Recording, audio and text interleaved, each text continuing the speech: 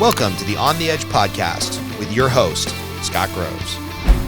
Hey, so it's Scott Groves here with the On the Edge podcast, and I'm here today with my new friend, actually, Robbie Hugland. And this is a funny story. Robbie and I had met for the first time about 10 minutes ago, and we've become friends on Facebook really just from commenting, debating, supporting kind of a libertarian viewpoint on random stuff. So I didn't even know what Robbie did before I invited him over. I'm just, this is a pretty smart motherfucker who writes some really interesting stuff on Facebook. And then I come to find out ex-military in the Air Force, assigned to a special operations unit, obviously a libertarian and a little bit of a political orphan like me because of what's going on politically, and then does marketing for a law firm. So let's dive into it all. First of all, hey man, cheers. Thanks for being here. Cheers. And what do you got to tell us about this whiskey you brought? Because usually I bring the whiskey for the guests, but this is phenomenal. Whenever there's whiskey involved, I have to bring some because I have some friends who made the first legal distillery in Orange County, Blinking Owl over in Santa Ana. And Nice. This one we're drinking right now is a barrel-aged gin. And the one we'll be drinking in a little bit is a young whiskey. It's a 3-year-old bourbon. And one thing I love about them is most of these newer distilleries, they get a lot of their product from a big distillery in Indiana, and they kind of mix it with some of the new stuff that they're making. But right from the get-go, they started doing this. So they released their first one, I think, at 2 years, and now have a 3-year bourbon. But as you'll see when we open that up, it drinks like a 8-year-old bourbon, somewhere in that range. I'm going to have to put them all over the podcast so they can pay me $1 and I can have my first official sponsor, and then I'll just buy a couple cases of this. Because this I've never had a gin this dark, and you said it's like a barrel-aged gin, so it tastes a little bit more like whiskey, but it's really good. Yeah, so it really bridges that gap, and what I really like when I'm trying to get people into gin who just don't like, because there's so much cheap gin out there that people... Too flowery. It's a little. It tastes like some type of weird cheap wine sometimes. Yeah, and it is a lot because they just throw in a bunch of stuff to cover up how bad it is, and so it's one of those ones that you can get cheap, and so people have those bad experiences. I mean, tequila's the same way.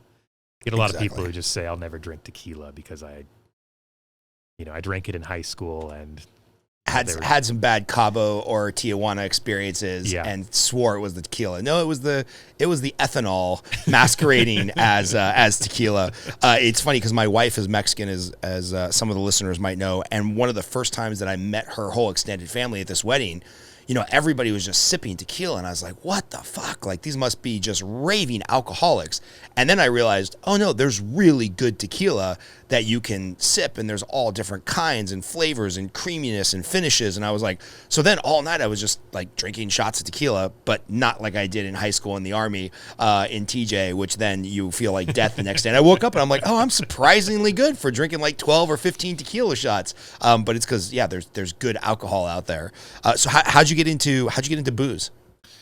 Probably the military is so I drank a little bit before the military, but that's where I really got into the drinking part of it. I wasn't drinking a lot of great stuff then. I mean, there was one time I remember we brought back some liquor to the barracks and realized they had left, on the really cheap stuff, the plastic containers, they'll have that big piece of security black plastic on top that they remove when you check out. Well, they forgot to remove it.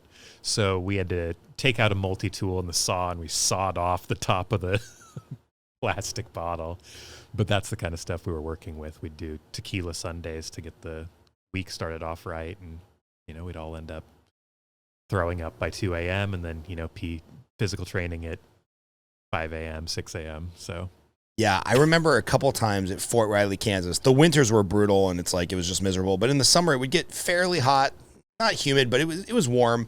And there was a couple mornings where you get 30 guys out there doing PT that had all drank excessively the night before, and it smelled disgusting. I mean, people falling out of the run to throw up, to run back in, and then another guy would throw up because of the smell of the throw up. It was just like, I think I drank more Bacardi 151 because that was like the most effective way to get drunk when you're making $1,500 a month. And yeah, Bacardi 151 and Diet Coke I can probably never drink again in my life because it was every night in the barracks somebody was drinking something. It was just disgusting. I think I drank more in the 3 years I was in the Army than I have since I got out.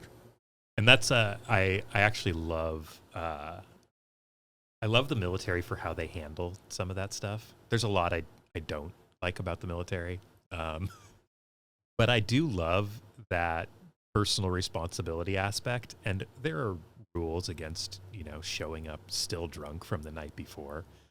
But instead of sending you to do paperwork, most of the time they're just going to make you regret it by working you really, really hard. Yeah. And it's just such a better, I think that's such a better way to run things. Yeah, it's kind of hard to complain about the day-to-day struggles of civilian life if you've had to run 5 miles hungover, blasted out of your mind. I remember the loop around Fort Riley was like 3.6 miles, something like that. And it was like a really wild bender for all of us. And we completed a lap and we're like, finally, we're going to finish. And just our platoon sergeant knew that we were messing around and we were all drunk. So we had to run it again. And I was like, oh, great, 7 miles. And it was just disgusting. So tell us about your experience in the military, because it sounds like you kind of shouldn't have got in and then you got to do some pretty wild stuff. So yeah, so I dropped out of high school. And when I was 17, I told my parents, I was like, hey, I found this college in Utah that doesn't require you to go to high school or to have graduated from high school. So I'm just going to go there next year. Would have been my senior year. And ended up not liking that. All the things I disliked about high school were the same as community college. So I looked for other things for a while. I ended up getting heavily into politics. Probably this would have been about 2004, 2005, and worked for the Hugh Hewitt Show. It was a fairly big conservative political radio show, and within that, just kind of really got interested in the military, and at the time was very much on board with the war in Iraq, with the war in Afghanistan, and at the time that the war in Iraq really seemed to be losing popular support, I just kind of felt like I should, put my money where my mouth was. And so went to a recruiter, and the recruiter had to, get certain waivers since I didn't graduate from high school. But went in through the Air Force and went in with a guaranteed job as a linguist.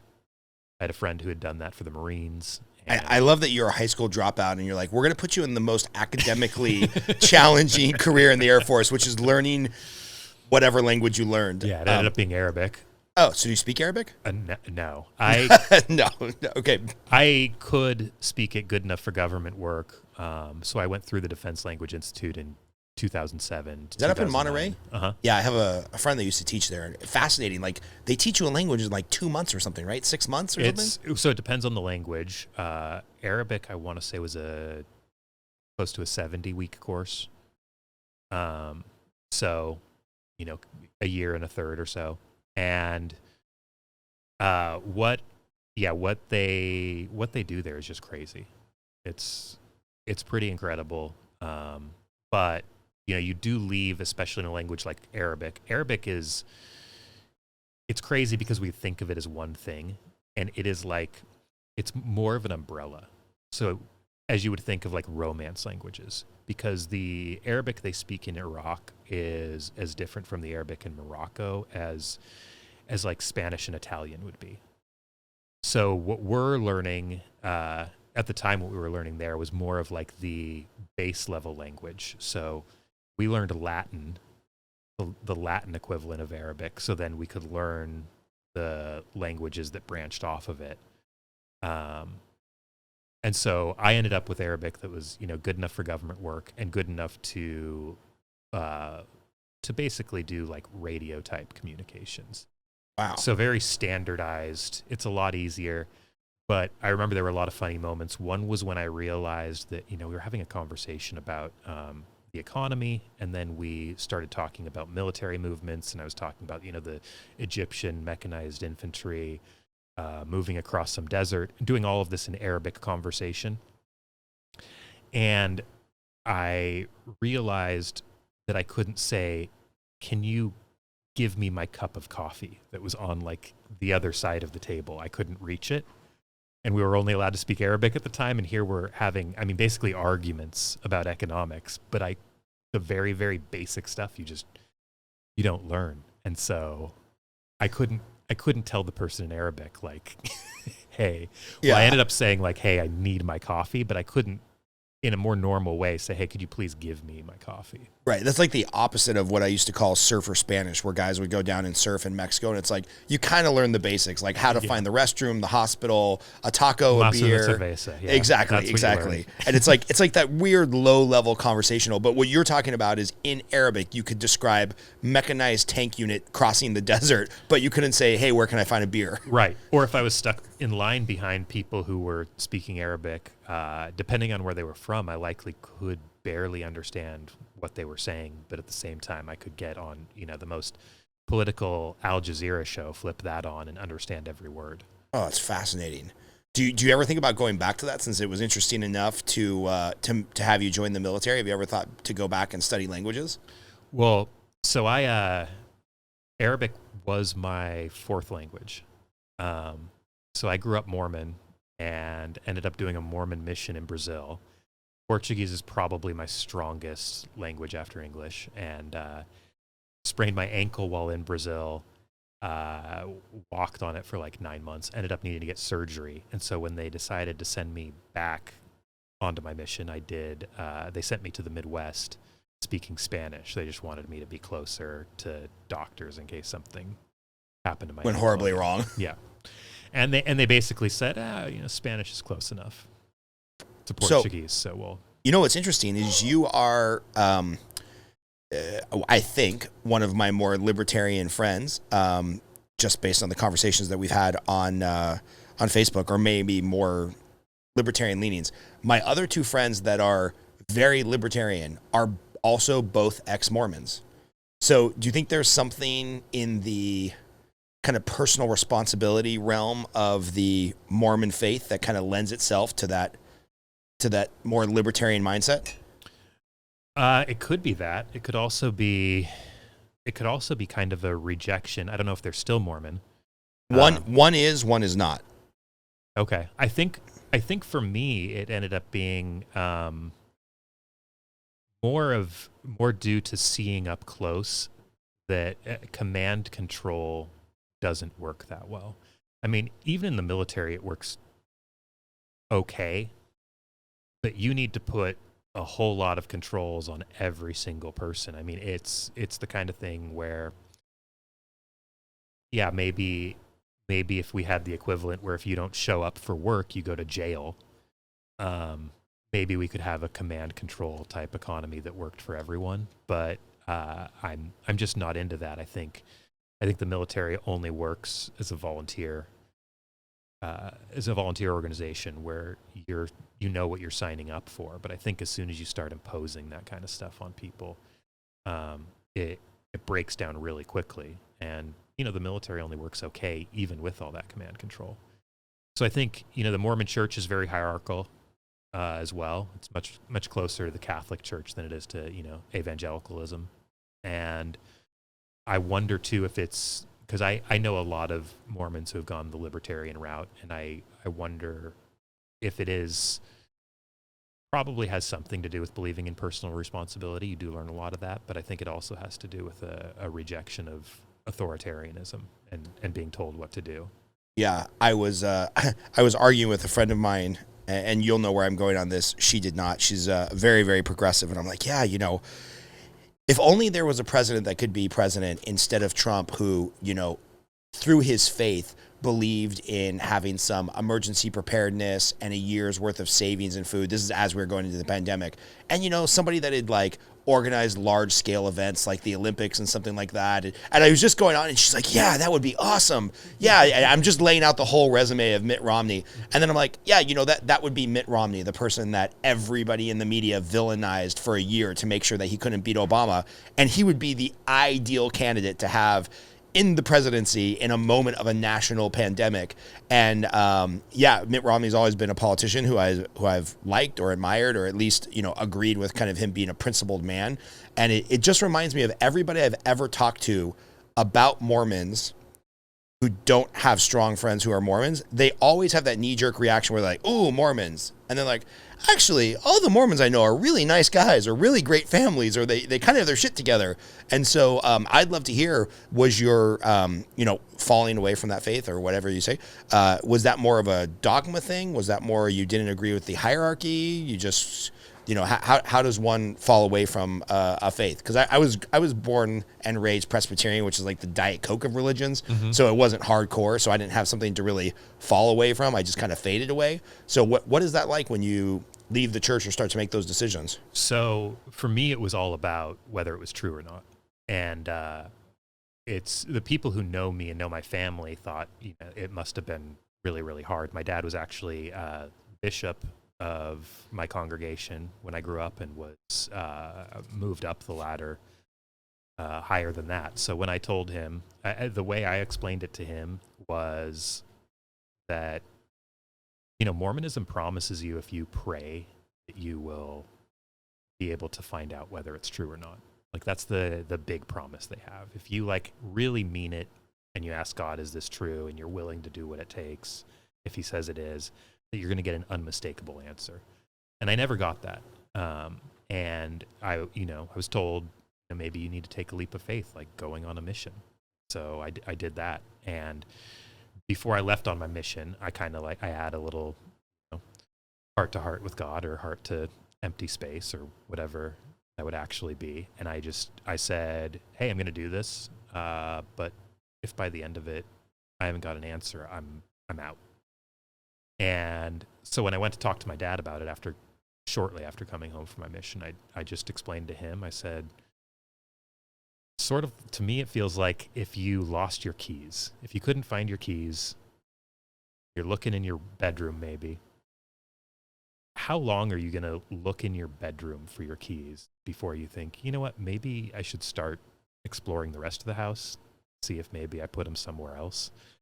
And that's how it was to me, because the answer I always got was just try harder, faith harder, basically. Right. And I wanted to see, maybe there's something else out there. I'd already spent 20 years of my life in that faith tradition, and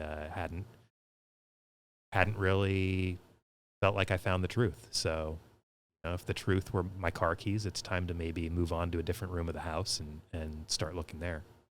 And do you think that bedroom door is forever shut, or do you think there might be a time, I don't know, maybe when you have kids or you're at the top of a mountain or you're having a near-death experience, do you think there's a time that bedroom door might open again? You'll be like, oh, now I know what they were talking about. Or is that chapter completely closed? I think it's closed, but I would never say that there's zero chance of something happening, but chances are very, very low. Yeah, interesting. I always wonder, again, having grown up Presbyterian, have a lot of friends that are devout Catholics. I always wonder how many people in the church, if you gave them some type of truth serum, they would be like, yes, absolutely 100%. There is a pick your spiritual being, pick your belief of the afterlife. And how many are there, if you gave them the truth serum, to say, it doesn't really matter whether there's a God or not. I'm here for the community, and I'm here for kind of the moral guidance. And this just helps keep me on my path or keep me motivated. Because I find myself having a lot of arguments in defense of religion, even though I'm not a particularly religious person. Because I'm like, hey, you batshit crazy CrossFit person or vegan, or, you're into your mind crystals or whatever. You're really just looking for a path and looking for community. And I wonder how much of that is for people in the church versus like a true believer. Yeah, I mean, you probably don't know a single person who's not religious, right? Even if it's just a secular religion, even if it's CrossFit or veganism or wokeism. Or politics now. Politics. I mean, and I do think politics is, I think we can attribute some of these flare-ups in politics and how hot it has got to people just trying to fill a religion-sized hole and replacing that with politics. And, that wouldn't necessarily be the worst thing if it were done in a productive way, but it's 99% of the time it's not. Right. Yeah, it does feel, and you could be on either side. You can think Trump was the savior. You can think Trump was the devil. You can think whatever you think, but there does seem to be a lot of religious overtones in the political space now, because I know I've seen you and I try to do it, be like, well, I think kind of economically, and they're like, yeah, well, fuck that cocksucker. And I'm like, well, that feels a little bit more like faith than wanting to have a legitimate conversation, right? That feels a little bit more like somebody telling me in high school, like, you don't get it, Scott, you just have to believe harder, you have to faith harder. And it's like, well, no, can we look at some graphs or a chart or something? And I feel like that's where a lot of politics has gone. Well, and I think you're even underplaying how bad it is too, because it's more than that. It's they're looking to now their religious leaders to tell them what's correct. It's not even faith in a dogma, but it's unfortunately it's the way that people might go to a priest, especially with less established.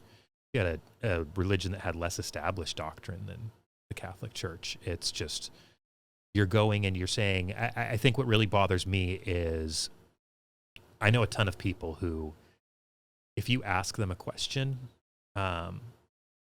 really what it depends on is whether their leaders, where they come down on that question. So if I was to say to somebody, should we have a minimum wage? What should the minimum wage be? It's almost like they have to go check in and they have to say, I don't know, AOC, what should the minimum wage be?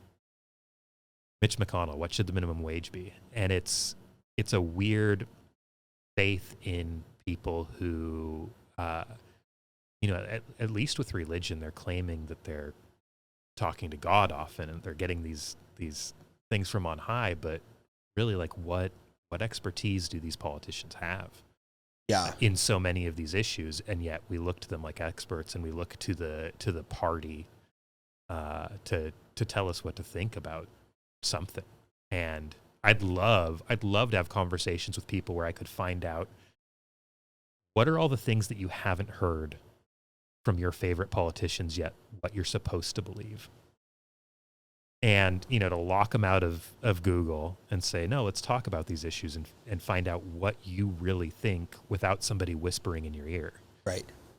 I think it's gotten to that point where it is like you need somebody to whisper in your ear and say, what does this political scripture mean? Please tell me. Yeah. Father Bernie. And it is so weird how things have become so dogmatic, where I've had friends on the left and the right have very strong opinions about whether or not, and as everybody knows, we're filming this in my garage. So once in a while, my kids come out to say goodnight, and sometimes the garage door blows really loud. But, I've asked friends on the left and the right who are like, yeah, fuck the Keystone Pipeline. That thing shouldn't be built. It's a destruction of our environment. And then I've heard people on the right be like, oh, can you believe these idiots are stopping the Keystone Pipeline? That's the lifeline for... And then they stop. And I'll ask both my friends on the left and the right, I'm like, what is the Keystone Pipeline? And you can just see them freeze and be like, it's, if it's somebody on the left, that thing that's killing the environment. And if there's somebody on the right, it's that jobs thing. And I'm like, no, what is the Keystone Pipeline?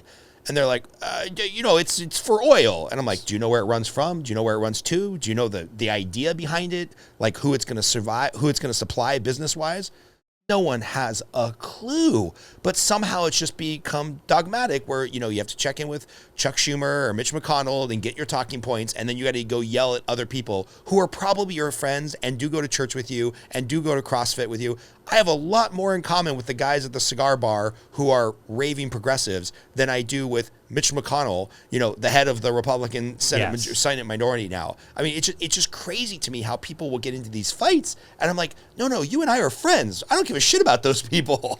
It's weird. And it's not just you having more in common with those guys than you have with politicians, but also the politicians who look like mortal enemies have more in common with each other than they do with any of their constituents. I mean, of course, Nancy Pelosi and Mitch McConnell are the same person.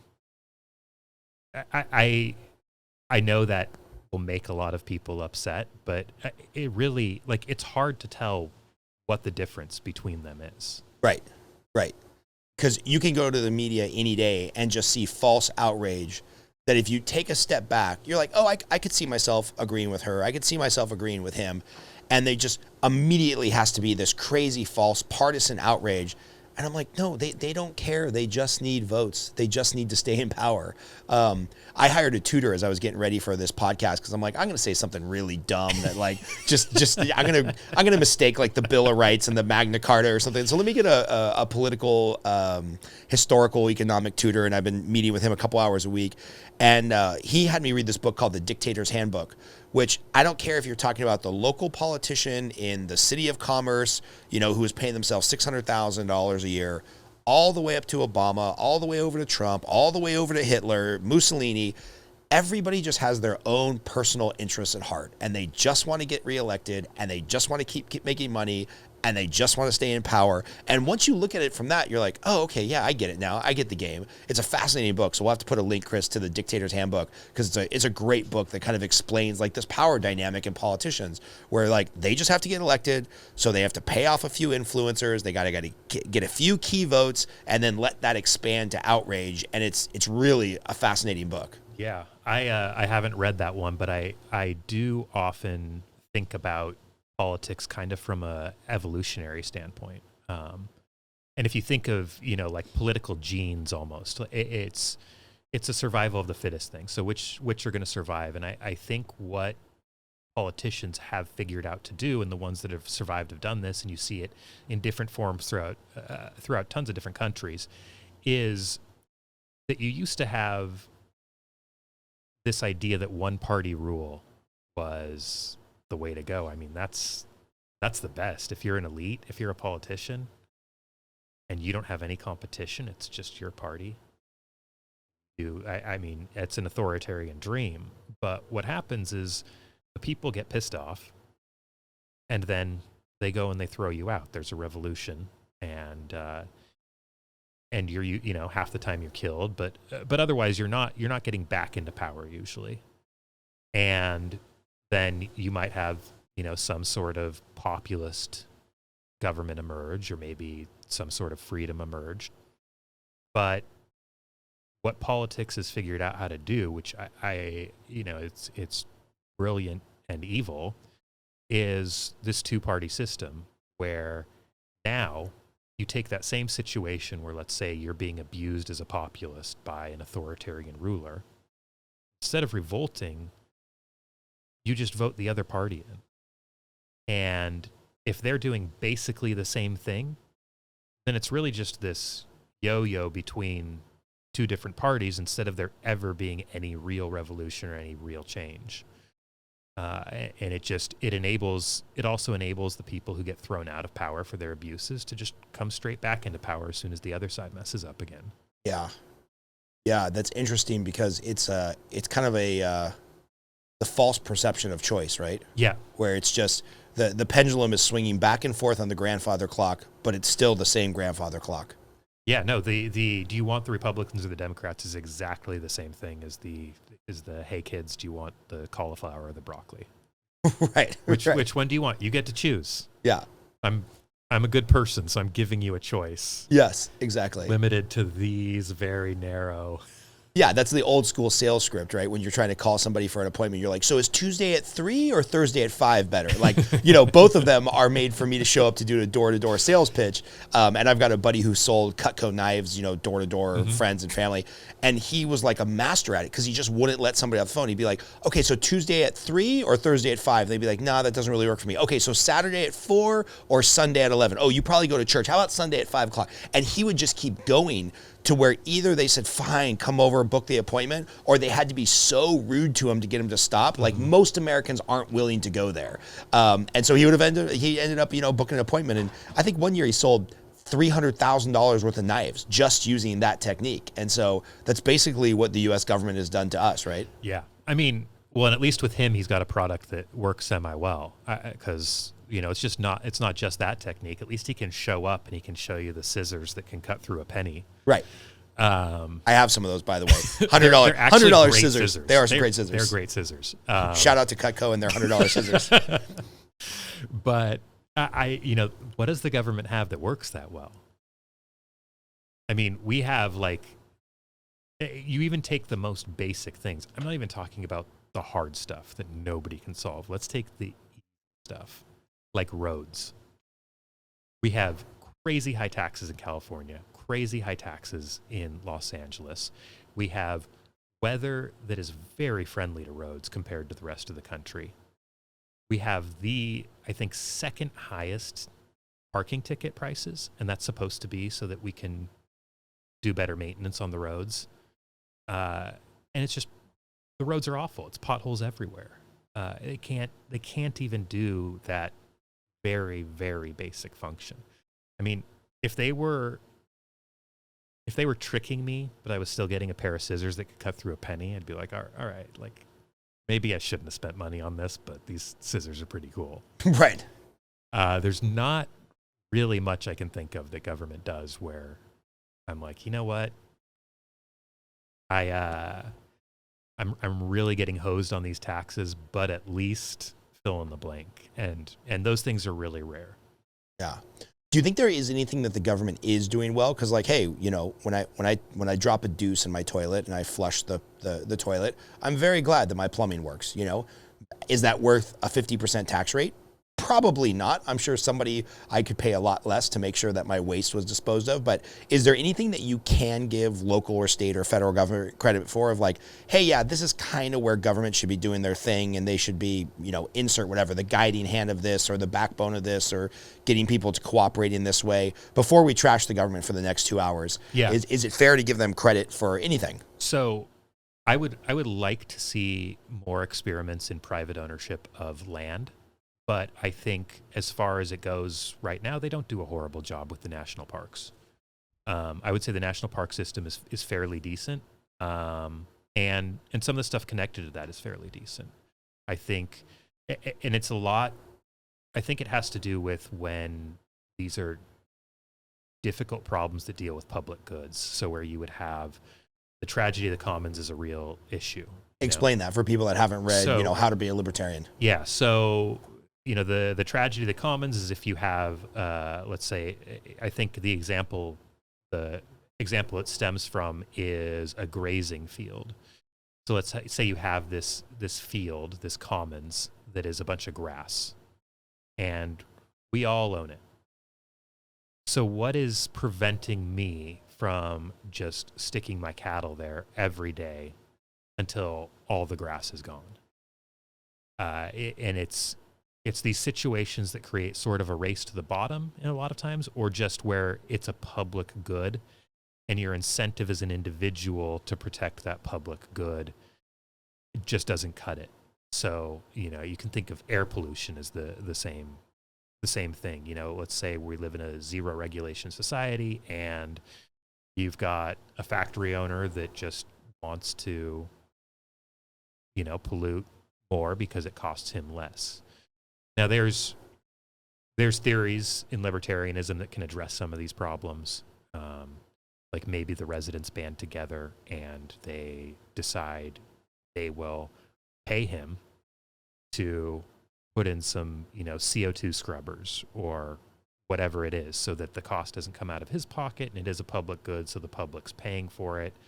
And so that's, Coase theorem if anybody wants to get really wild on a Friday night and go look that up. Go look up some Wikipedian.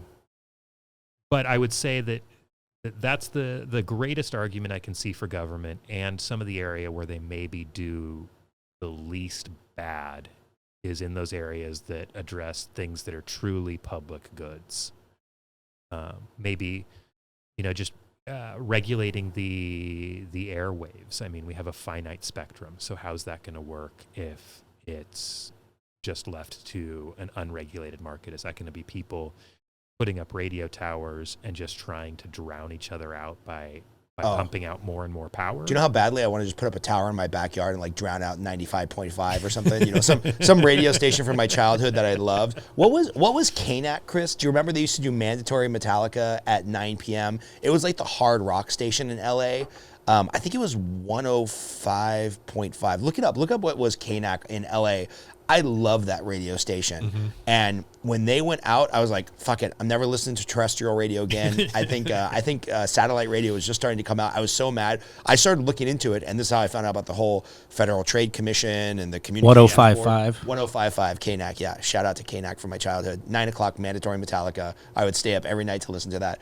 And then that's how I found out about all the regulations. Like, oh no, the government completely controls who can be on the airwaves, what frequency they can broadcast on.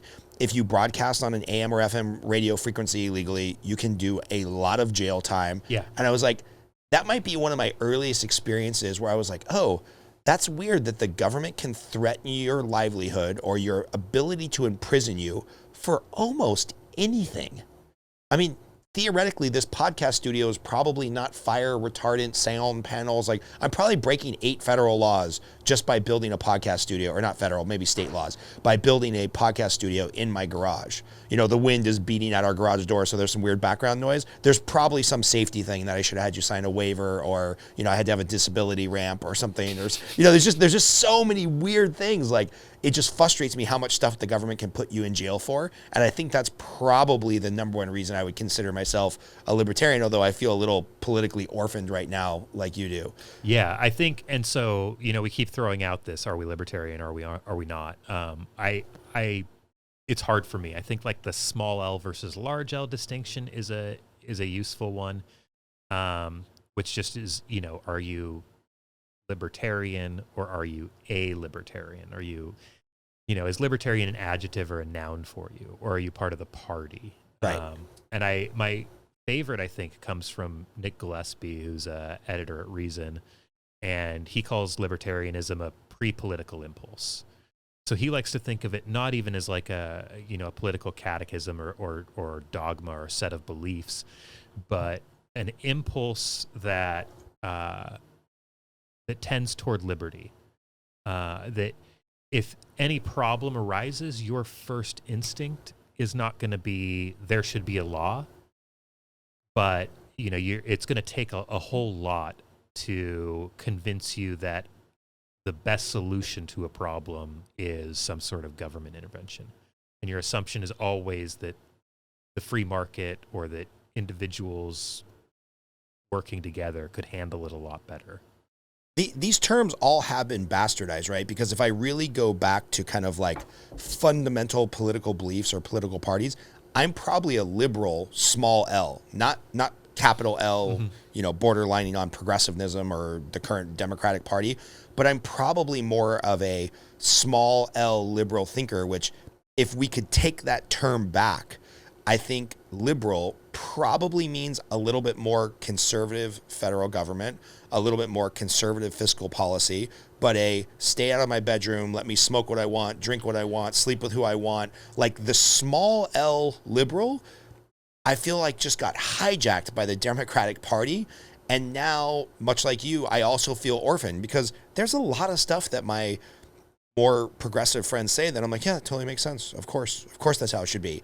And then when we put it into practice at the federal government level, I'm like, oh no, I can't agree with you there. Like, I don't think there should be a law that makes this and this and this, because I want to have a little bit more liberal government where they stay out of it. And I don't know how to kind of square that circle. Yeah, I think because all the terms are bastardized. They're all bastardized. I think to give progressives their due, because I disagree with progressivism probably more than any other Me too. philosophy. But to give them their due, I think they're actually pretty decent at identifying problems. And problems that other people just kind of wave away and say, it's not a big deal. Something like income inequality. I think income inequality is a huge deal. I don't know what the best ways to address it are, and I think the progressive ways to address it are absolutely insane. But it bothers me when libertarians or conservatives just wave that away as if it's not an issue. And they go a lot to the Margaret Thatcher quote, which is, you know, that progressives would rather have, you know, the they'd rather have like people in more poverty as long as people were more equal. Yeah. Whereas conservatives, even if the gap grows, they're happy as long as things are getting better for both the rich and for the poor. And I think that ignores a lot of human psychology and a lot of what actually makes us happy. And it is kind of it's a difference between what are you optimizing for? Are you optimizing for stuff, for production, for GDP, or are you optimizing for human happiness and human flourishing? And I think if you're optimizing for human happiness, you have to recognize that we're hierarchical creatures. One of the hugest things in anybody's life is mate selection. And mate selection is hugely affected even if you're better off than poor people were 100 years ago. If you are, if the average person is 100 times wealthier than you, the mate selection there, like you're kind of screwed. I mean, maybe you've got a great personality and you'll roll the dice and you'll get lucky, but really, I think those human relationships that we form, they depend a lot on status, and people like to ignore the importance of status. Non-progressives, I think, ignore the importance of status, and that's one area where they really, I think, get it right than most of the other, more right than most of the other groups as far as identifying the problem. Yeah, it's a really confusing dilemma, right? Because kind of what we're talking about, even though this has become a talking point of a lot of people on the right, is we are really talking about facts versus feelings. Because factually, it is the best time in human history to be poor. If you're poor in America by, congressional budget or congressional Office of the Budget, what's congressional? CBO, yeah. CBO, Congressional Budget Office. Thank you. So by the CBO standards, if you're poor, and you're only making $24,000 a year, and you only have a TV, and you only have a cell phone, and your your 5-person family only has one car, and yeah, maybe sometimes there's times when you're making legitimate choices on like, do we pay the rent or food? That's all horrible from a feeling standpoint, but logistically or factually or historically, it is the best time ever to be poor. Like if you're poor in America, you have certain things available to you, even going down to the public library and accessing free internet. That's a privilege that 99% of all living humans throughout history never had. And so it's interesting because that is factual, so I can understand the Republican conservative narrative on that. But then I can also, to your point, understand the more progressive narrative of like, yeah, okay, that's great. You can pay your rent sometimes, but if you can't find a mate, or if you can't envision a future where your child does better than you did, that's just soul crushing. So I get both points. Yeah, you can also envision a world where everybody's needs are met, their basic needs are met. But let's say that the top 1% has, 99.999% of the wealth. Then all of a sudden, unless you're part of that cabal, unless you're part of that group, you're locked off from beautiful things like oceanfront property. Finite, when you talk about anything that's truly finite, I think you run into problems there when it comes to income inequality that aren't readily acknowledged by people who are like, well, basic needs are being met. But what are we trying to optimize for? Are we trying to optimize for,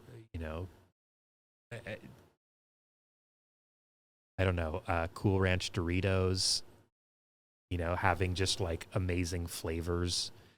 Are you trying to optimize for getting enough calories? Are you trying to optimize for those kinds of basic needs? Or are we trying to optimize for feeling like a deep sense of happiness and purpose and the things that really do make life worth living?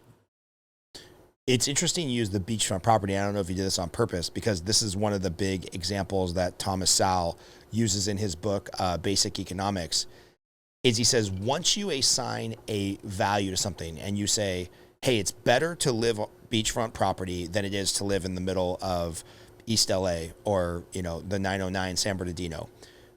And maybe that's true, maybe it's not. We've assigned a value in our society that having beachfront property is more valuable than living in San Bernardino.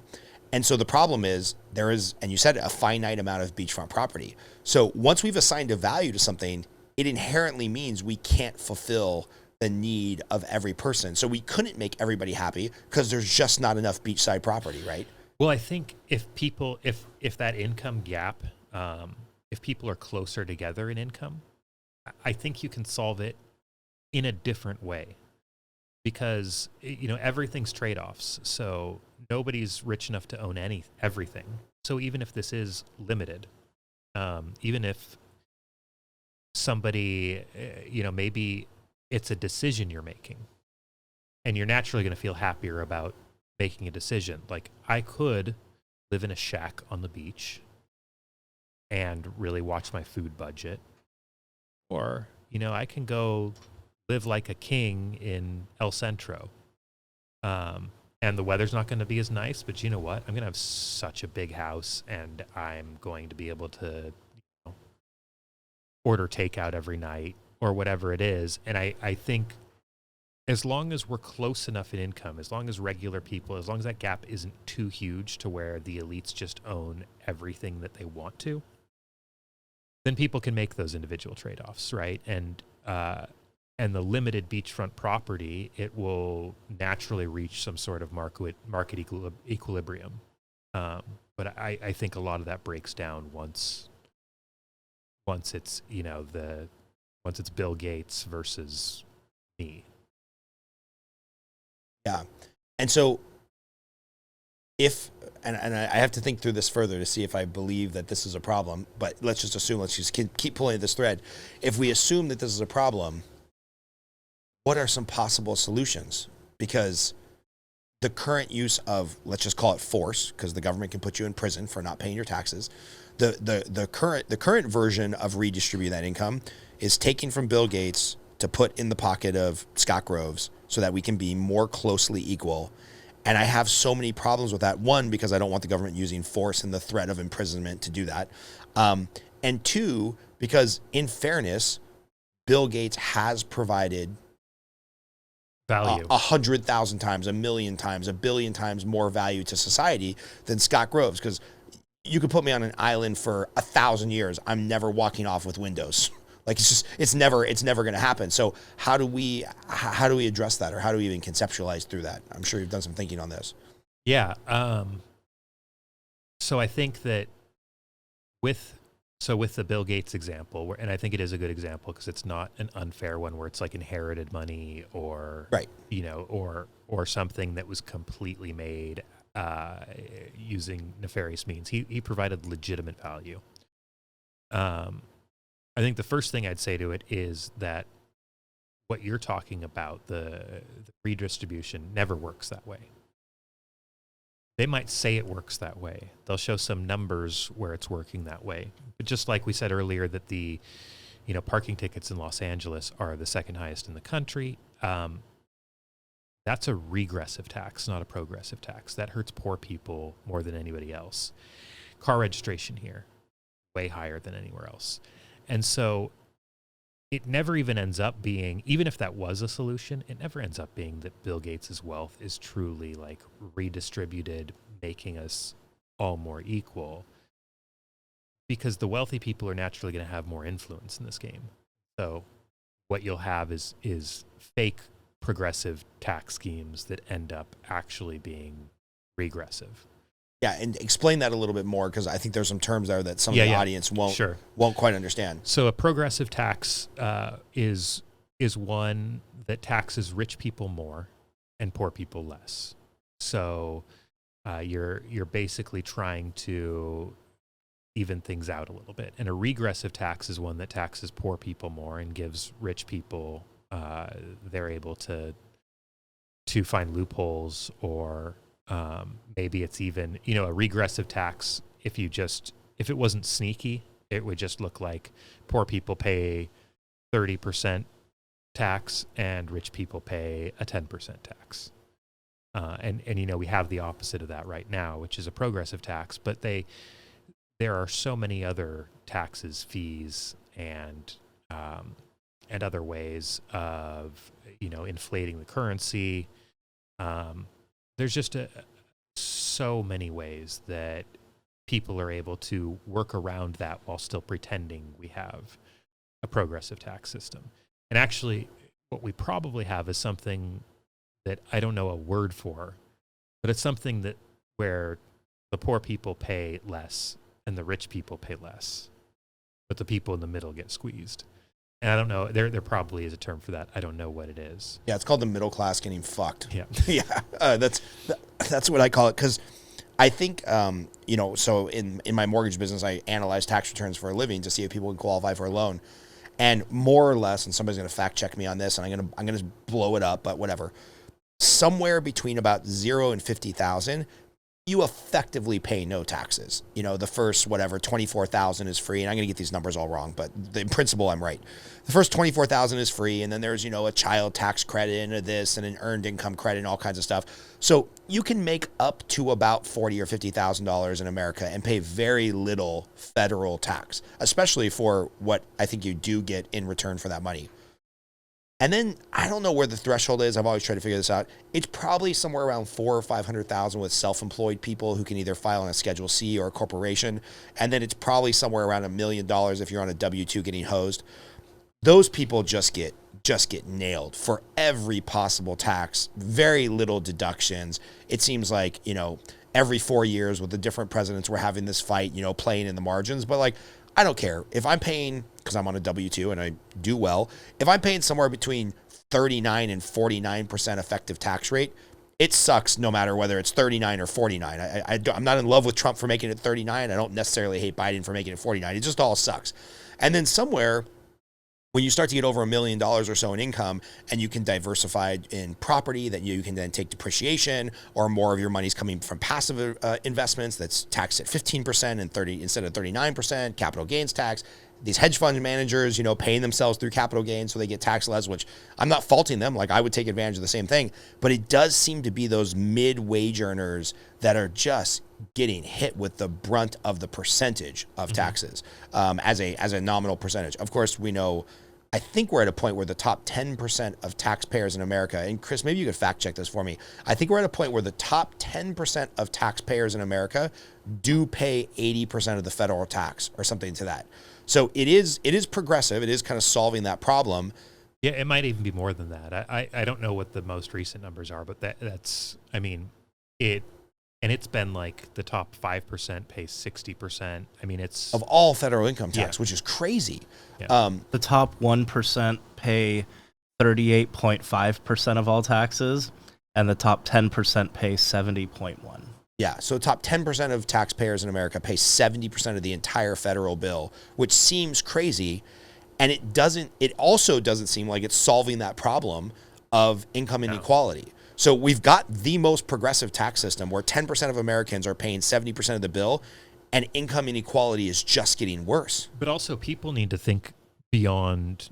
I think when you're thinking about our tax system, we make the mistake of looking at federal income tax numbers and not looking at what you're paying in your neighborhood for sales tax, what you're paying for, those middle wage earners. They start getting the nicer cars, and then their registration here in California is what, $400? Something insane if you're driving a pretty good new car. And that ends up being a decent percentage of your income, all of those fees. And they're everywhere. Yeah. Anything you want to do, you're going to get taxed. You want to die, you're going to get taxed.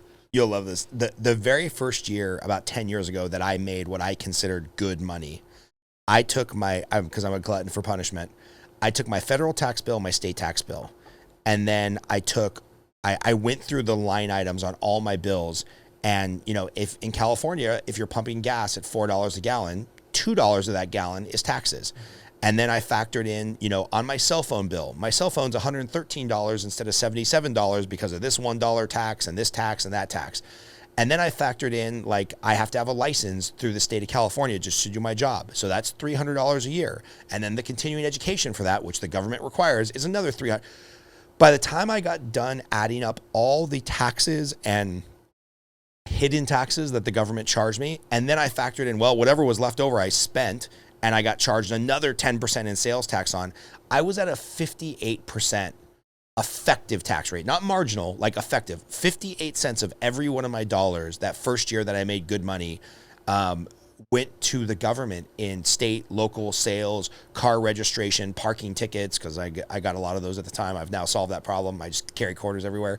But it was crazy. I was like, in some ways, I feel very blessed that also as a guy who barely made it through high school, that I can make this kind of money and have this type of impact in the job that I do. But 58% is going to the government somehow, some way. I mean, it was just insanity. And I remember there was a year where I couldn't even talk to like hardly any of my more liberal friends because I was like, have you actually ever done the math? It's crazy. Well, and the crazy thing is that's not even all the math. You couldn't Oh, God, don't make me cry, but yes, go ahead. You couldn't do all the math because, everything you buy, it's not just that you're adding the sales tax at the point of consumption, but how many times has every part of that product been taxed before it got to you? Right. So you're also, you're buying a cigar, or you're buying, a car's probably a really good example there because you have, maybe they had steel that was subject to a tariff. Maybe they had, there are so many points along that production line where stuff's going to get taxed, and that you're not even going to be able to calculate. So there's also the tax of paying more for every single thing that you buy, even though you're buying it with money that's already been taxed and paying a sales tax at the point of consumption. Yeah. And then if you invest the money and you make interest, you have to pay tax on that. And then if you end up with too much of it when you die, you have to pay tax on that. And then it's like, I have this conversation with a lot of people when I'm doing loan applications. I'm like, hey, I don't begrudge you. I'm no fan of the IRS either, but I have to explain to you why you don't qualify for this loan. Your top number is X, and your bottom number that you actually pay taxes on is 30% of X. And again, I'm not judging you because I'm no fan of the IRS either, but what you're doing is you're avoiding taxes. Mm-hmm. And when you do that, what you're telling my underwriter is that you have all these expenses to generate that much revenue, and I can't count money that you're hiding from the government. I'm sorry, it just doesn't work that way. And everybody does it. Everybody does it. I've never had a client. I've looked at tens of thousands of tax returns probably in the last 20 years. I've never had a client that just pays more taxes than they're supposed to because they want to. And it's just, it's comical. It's comical. So where else do you see in your kind of political thought process of a little bit more maybe libertarian with a small L, where do you land on taxes? Should there be taxes? Should there be a common good fund? Should there be social safety nets? Like, where do you think we should be getting taxed, and where should that money be going? I would say the should question first. So should there be a safety net? Yes, absolutely. Is the government the most effective means to create that safety net? I am very doubtful of that. As far as where I am on taxes, I think the anarchists are right, at least in principle. Maybe it would lead to a worse world. I don't know. There's so many factors that like gaming something like that out is really difficult, but I do think taxation is theft. It's not something you agreed to. It's something that you pay because, it is at the end of the day at the threat of a gun. If you don't pay your taxes, eventually, after refusing enough, somebody's going to show up at your house to throw you in a cage. And if you say you don't have the right to throw me in a cage, then there's going to be a conflict and people are going to get shot. So I think at least on principle, that's 100% correct.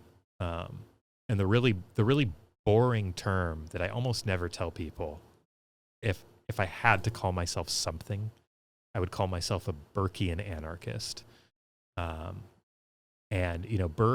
Edmund Burke was the father of conservatism, and his oversimplified philosophy was just that, like, it's better to move slow than it is to move fast in these kinds of things.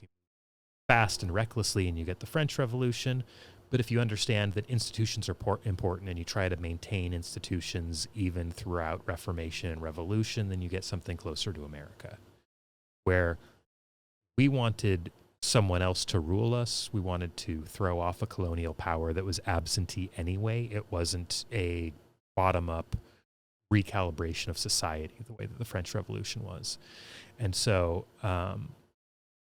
I think another one that's brought up a lot lately is Chesterton's fence. For all the religious people who know Chesterton, he had this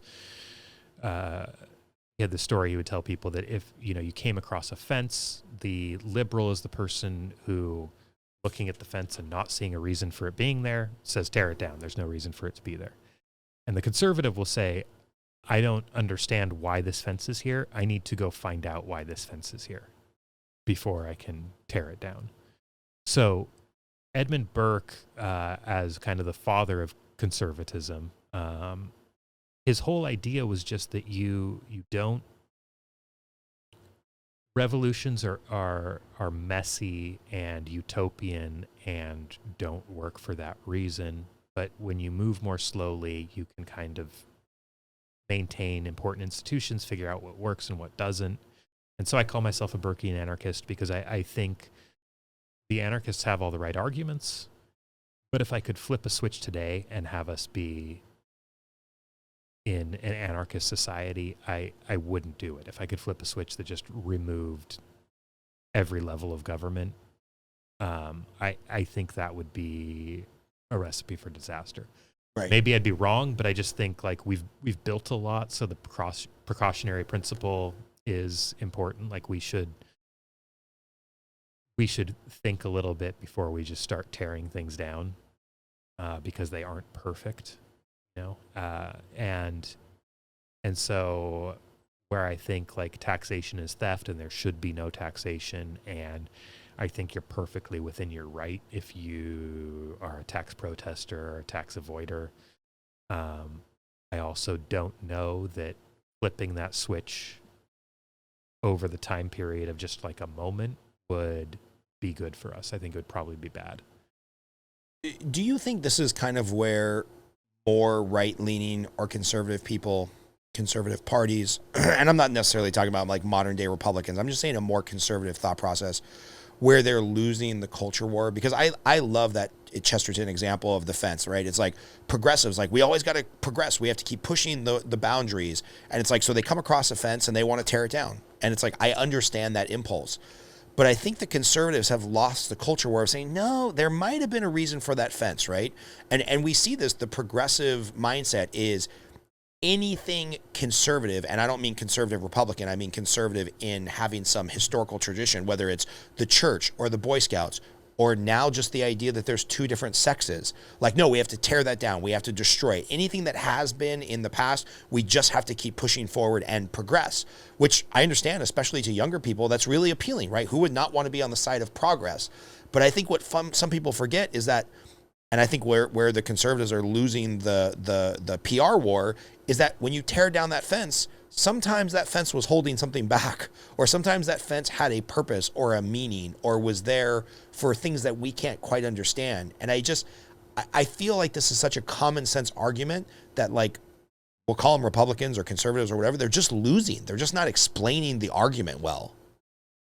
I think they come from a difficult position to begin with, but I think where that pushing the boundary, I think where they need to have more message discipline is what happens with that. And in explaining, I think a problem too is that here in the U.S., with the Cold War, with Nazism, we buy into this very human impulse of heroes and villains of stories. And I think when you really sit back and think about, how did the Nazis view themselves? How did the Trotskyites view themselves?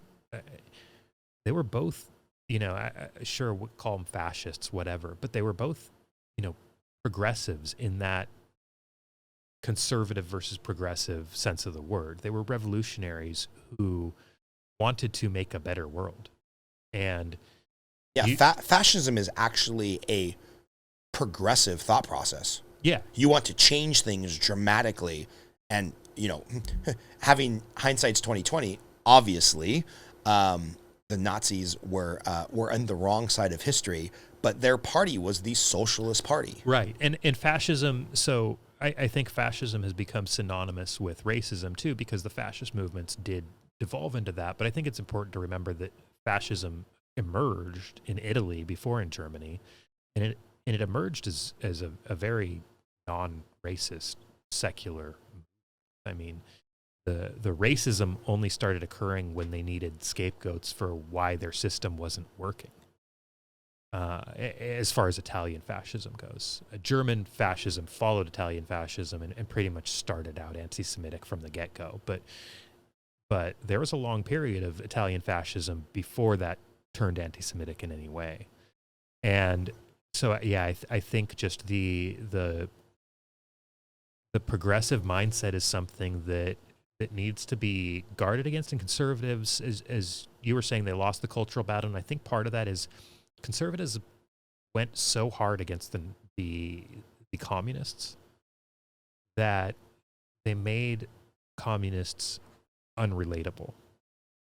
When it should be more of a cautionary tale than the tale of like some Satan incarnate. It's not the Antichrist arising in the USSR. It is, here's a bunch of people who really wanted to improve their society, decrease income inequality, make people on a more level playing field. And then this is what happened from their good intentions. And I don't think conservatives can let go of communists as the Crimson Tide enemy and the enemy of a bunch of Chuck Norris movies. And I think that you got a little bit of a Chuck Norris vibe going right now, by the way. So, cut off those jean shorts and start kicking some ass, by the way. Sorry, I didn't mean to throw you off there, but when you said Chuck Norris, I was like, oh, you got a little bit of Chuck Norris vibe going. Well, that'll be my new, I'm trying to pitch Invasion USA, but it's, me as the anarchist Chuck Norris. There you go. Liberating everyone. I feel like this is interesting. You bring up the communism example of the 70s, 80s, and then maybe trickling into the 90s. There was a time when I feel like liberals, small L, that were fighting back against the, Reagan Republicans. At that moment in time, the liberals were like, hey, I think you're wrong, but I don't think you're evil. And I think the Republicans thought like, no, you're wrong because you're evil. And over about the last 30 years, and maybe this is just like old man, get off my grass as I've gotten older and more conservative or more libertarian, I feel like that switched a little bit now, where most Republicans, I would call them like the modern day Republicans, even the talking heads like Ben Shapiro or Dave Rubin or any of these type of characters, I think they think that liberals or Democrats are wrong, but I don't think they're evil. Whereas I think the flip is the switch is flipped a little bit now, where if you're squarely in the Democratic Party, you don't think conservatives are wrong. You think they're evil. And I think that's a really dangerous place. I think it was a dangerous place in the 80s, as you're alluding to, when conservatives thought that about communists, when like, hey, these people just probably were doing what they thought was right, or probably doing what they thought they needed to do to stay in power. And now I feel like that switch has flipped a little bit, where like the other side of the political chasm now thinks you're evil if you disagree with them. Well, and I wonder, with you saying that now, I wonder, will the pendulum swing the other way now? I mean, will that end up being an Achilles heel of progressives who I think are ascendant right now? Maybe not as ascendant as they were in 2008, but I think they are still gaining power. But I do wonder, something like that. I don't think is going to bode well in the end. If they can't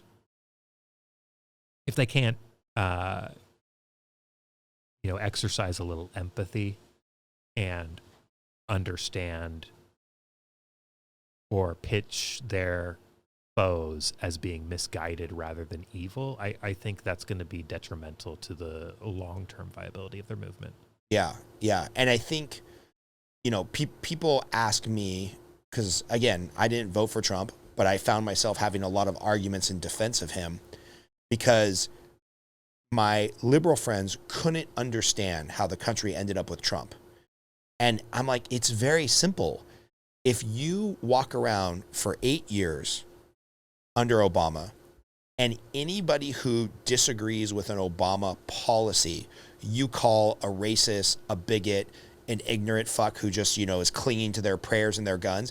If you insult somebody at their core character for 8 years, and then the king of the assholes comes along and says, you know what, I'm going to insult these guys right back. Of course, that's who you end up with. Because when you've villainized the other side of the party and you're telling them that they are evil, and if they disagree with the affordable health care plan, then they must be racist. Well, then, you know what? They're probably going to vote for a guy who has racist tendencies because they're like, well, at least this dude pushes back and fights for me. To me, it's so clear why Trump got elected, and I'm shocked he didn't get reelected. Doesn't mean I like the guy. Doesn't mean I voted for him, but I understand it. And I can't figure out why my more liberal friends can't understand that, at least as a principle, even if they disagree with it. It's kind of shocking to me that they're shocked. Yeah, I wish that schools still did debate and did debate where you get assigned a position, because I think that's one of the biggest things that's missing from people is they cannot argue the other side. Brian Kaplan is a really amazing, innovative economist, and he got into a few arguments with Paul Krugman, and he had a really interesting thing. There's this thing called the Turing test that it was created by, was it Alfred Turing? Is that his name? One of the fathers of modern computing, and he had this whole idea that you would have an AI and you would have a panel. So imagine yourself chatting online with a panel of 5 people. And one of those people is an AI. And you're supposed to identify the AI. Now, the AI has passed the Turing test when it's unidentifiable, when people start guessing that the real people are actually the robots. And Kaplan introduced this idea of an ideological Turing test.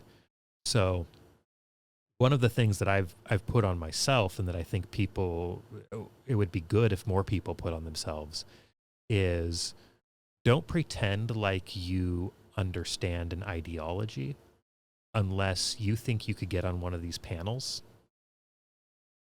I can't claim that I understand progressivism unless I could get on a panel where there's 4 progressives and then there's me, and there's people asking us questions trying to find out who's not really a progressive. And unless I can make arguments that are that convincing, where I can steel man instead of straw man the arguments of progressivism, then I don't get it. It's the he who only understands his own side understands little of that. I think it's, you know less about your own ideology, but also you know less about the people that you're dealing with.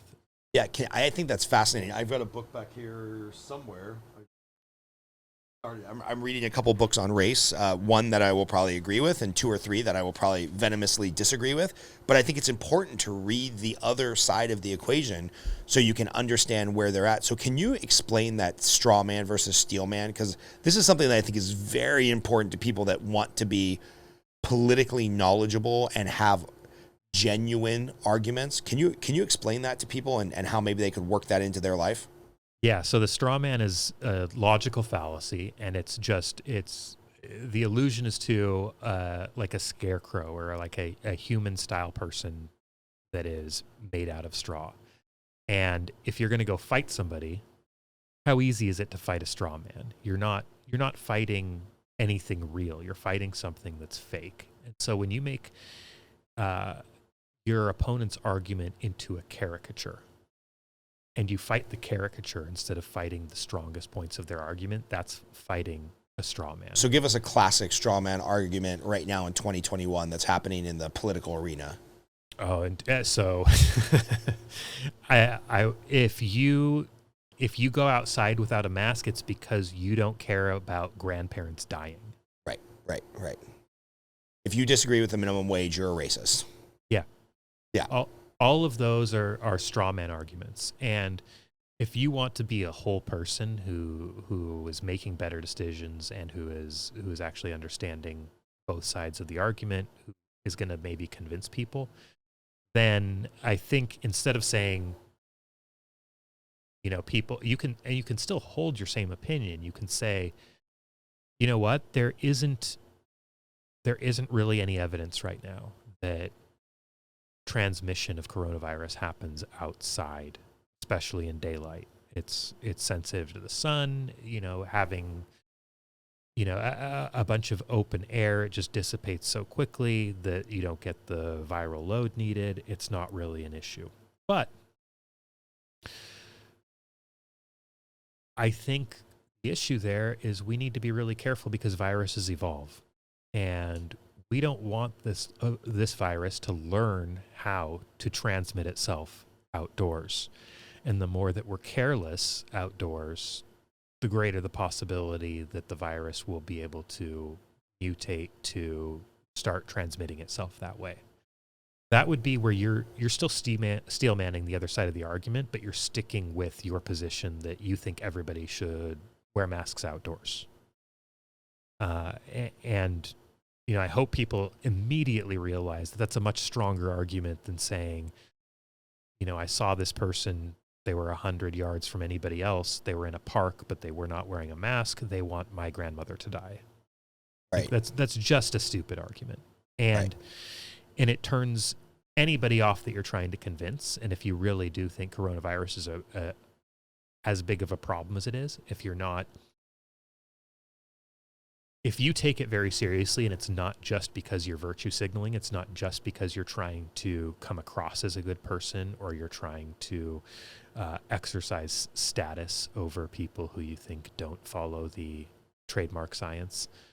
I think if you're doing that, then what you're going to do is you're going to look at what are the arguments that are going to be the most convincing to people. Because if you really believe this is as dangerous as it is, then you're going to put your ego aside. And you're instead going to say, okay, like what arguments would convince these people who I disagree with?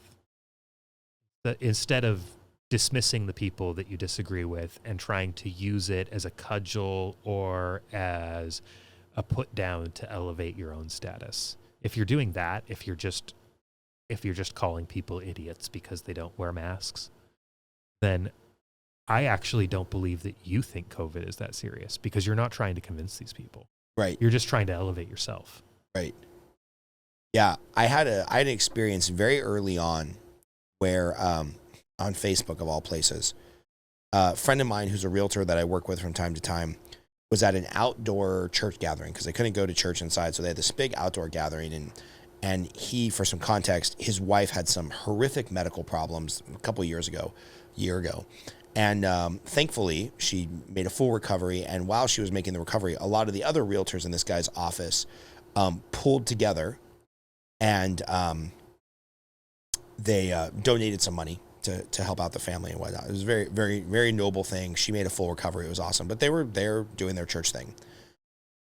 People started piling on at an insane level of, oh, nobody's wearing masks. You guys are trying to kill people.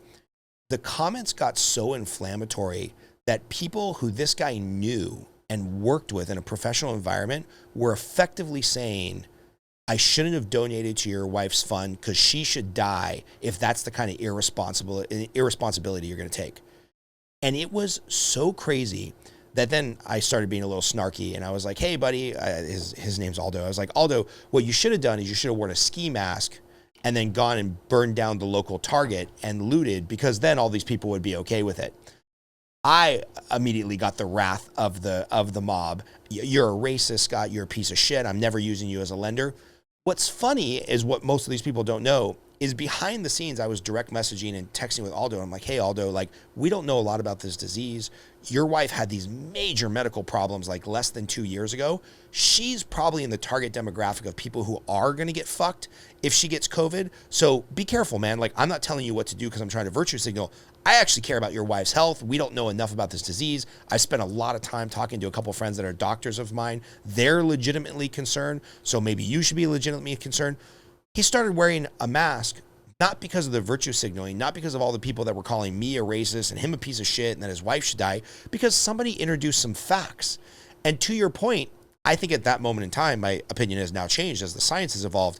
At that moment in time, I think I was taking COVID more seriously than the virtue signalers, because instead of calling him an asshole, I was DMing him on the side being like, hey man, here's all the reasons you might want to wear a mask.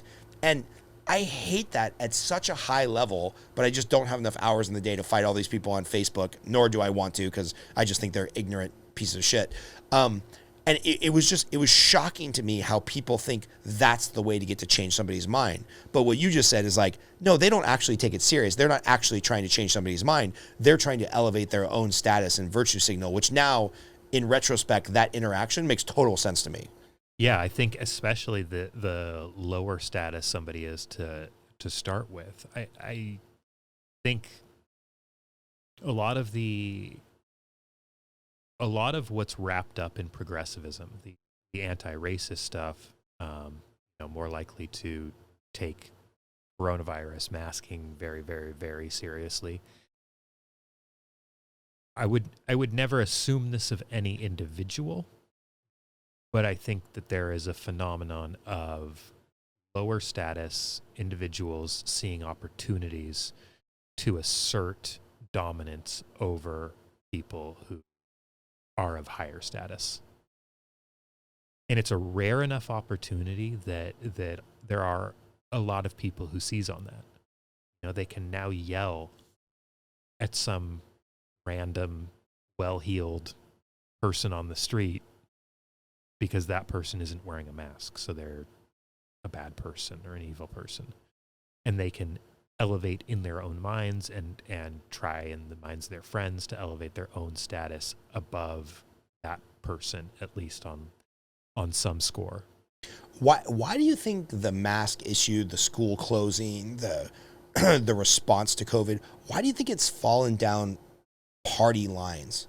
Because I could understand, based on what you just said, wealthier, more affluent, traditional, healthier, better access to medical care.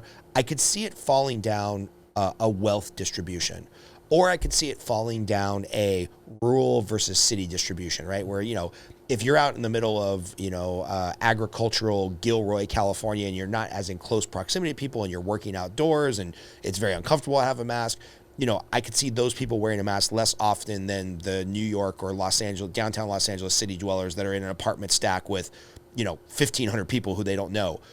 Why do you think it's fallen down political lines? That's what's so weird to me. It is weird. And I've had a few conversations with my sister who lives in Orem, Utah. And it's funny because don't know it. So I'm guessing it's in the middle of nowhere. So it's right by Brigham Young University. Oh, okay.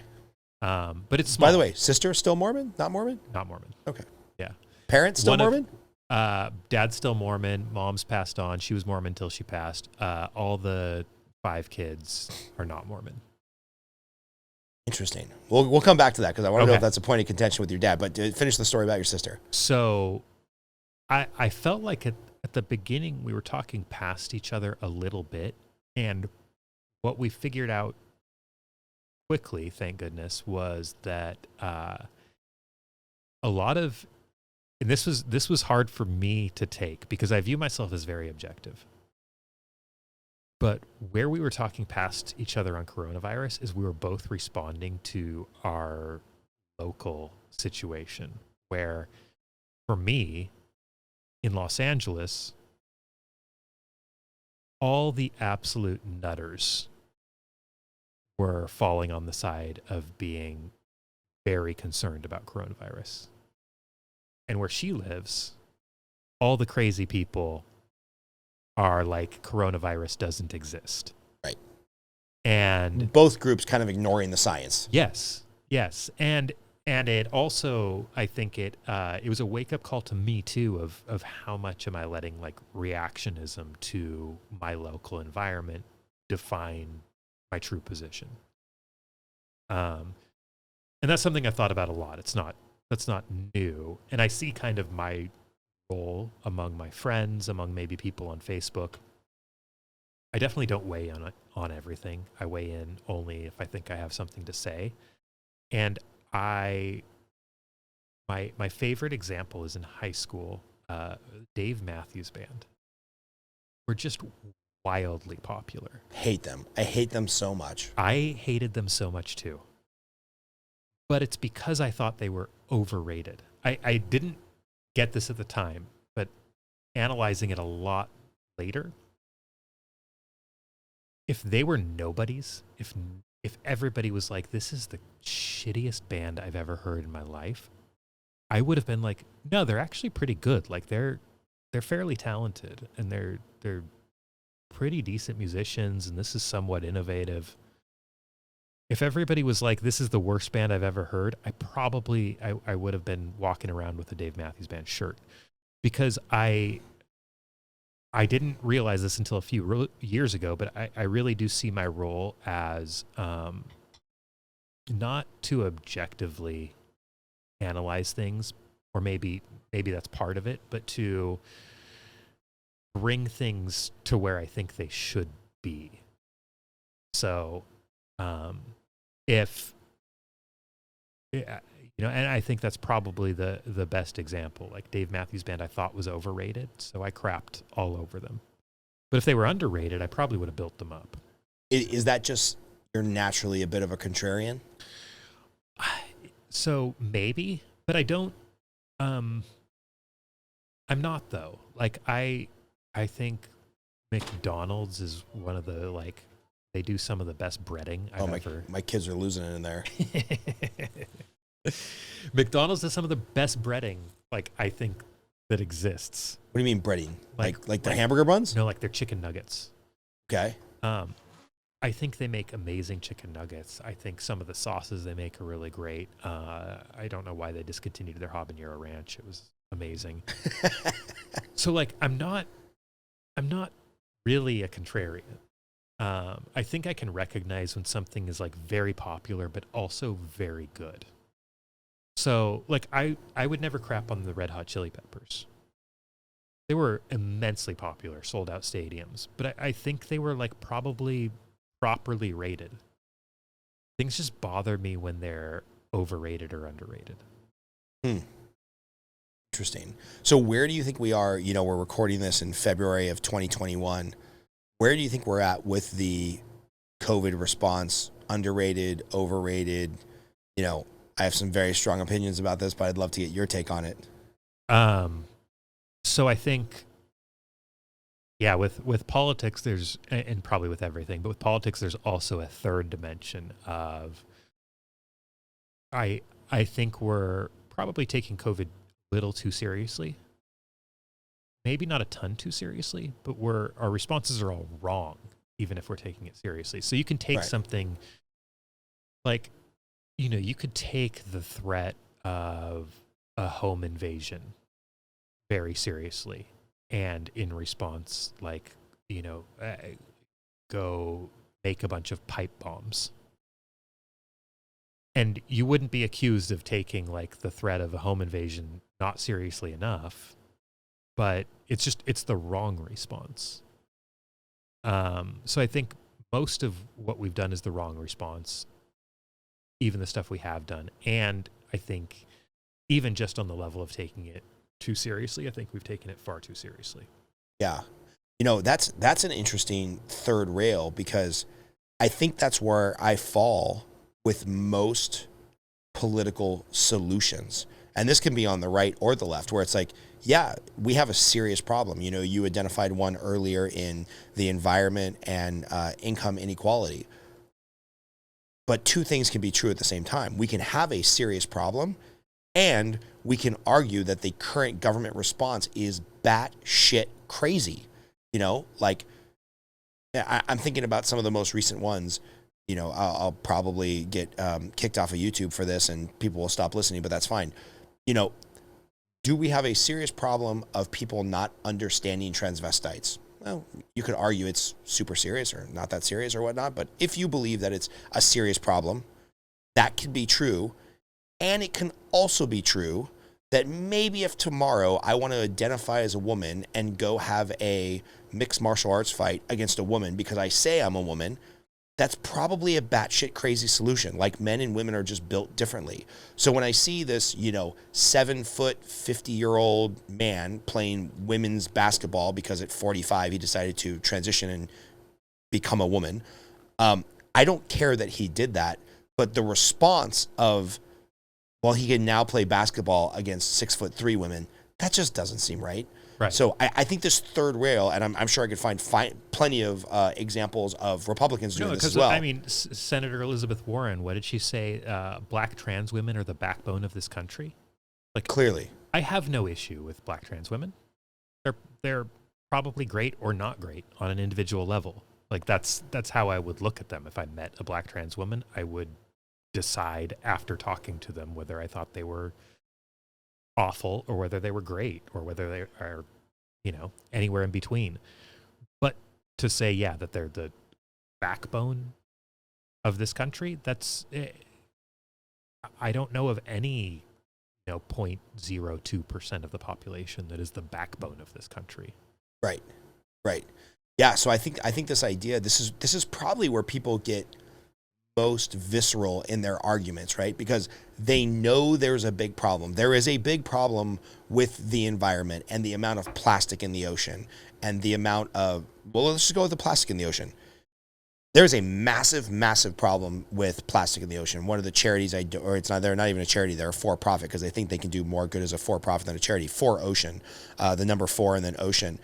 They're an amazing entity. They're a for-profit that they sell little trinkets and bracelets, and then you use that to finance taking plastic out of the ocean. And the most egregious plastic polluters are mostly in undeveloped countries, what we formerly call third world countries. Yeah. So they're trying to like the Mekong Delta is where like more than half of it comes from. Exactly. And so they're trying to solve that problem. So there is a big problem, but making the number one political priority in California pre-COVID, ending plastic straws, two things can be true. Plastic in the ocean is a big problem.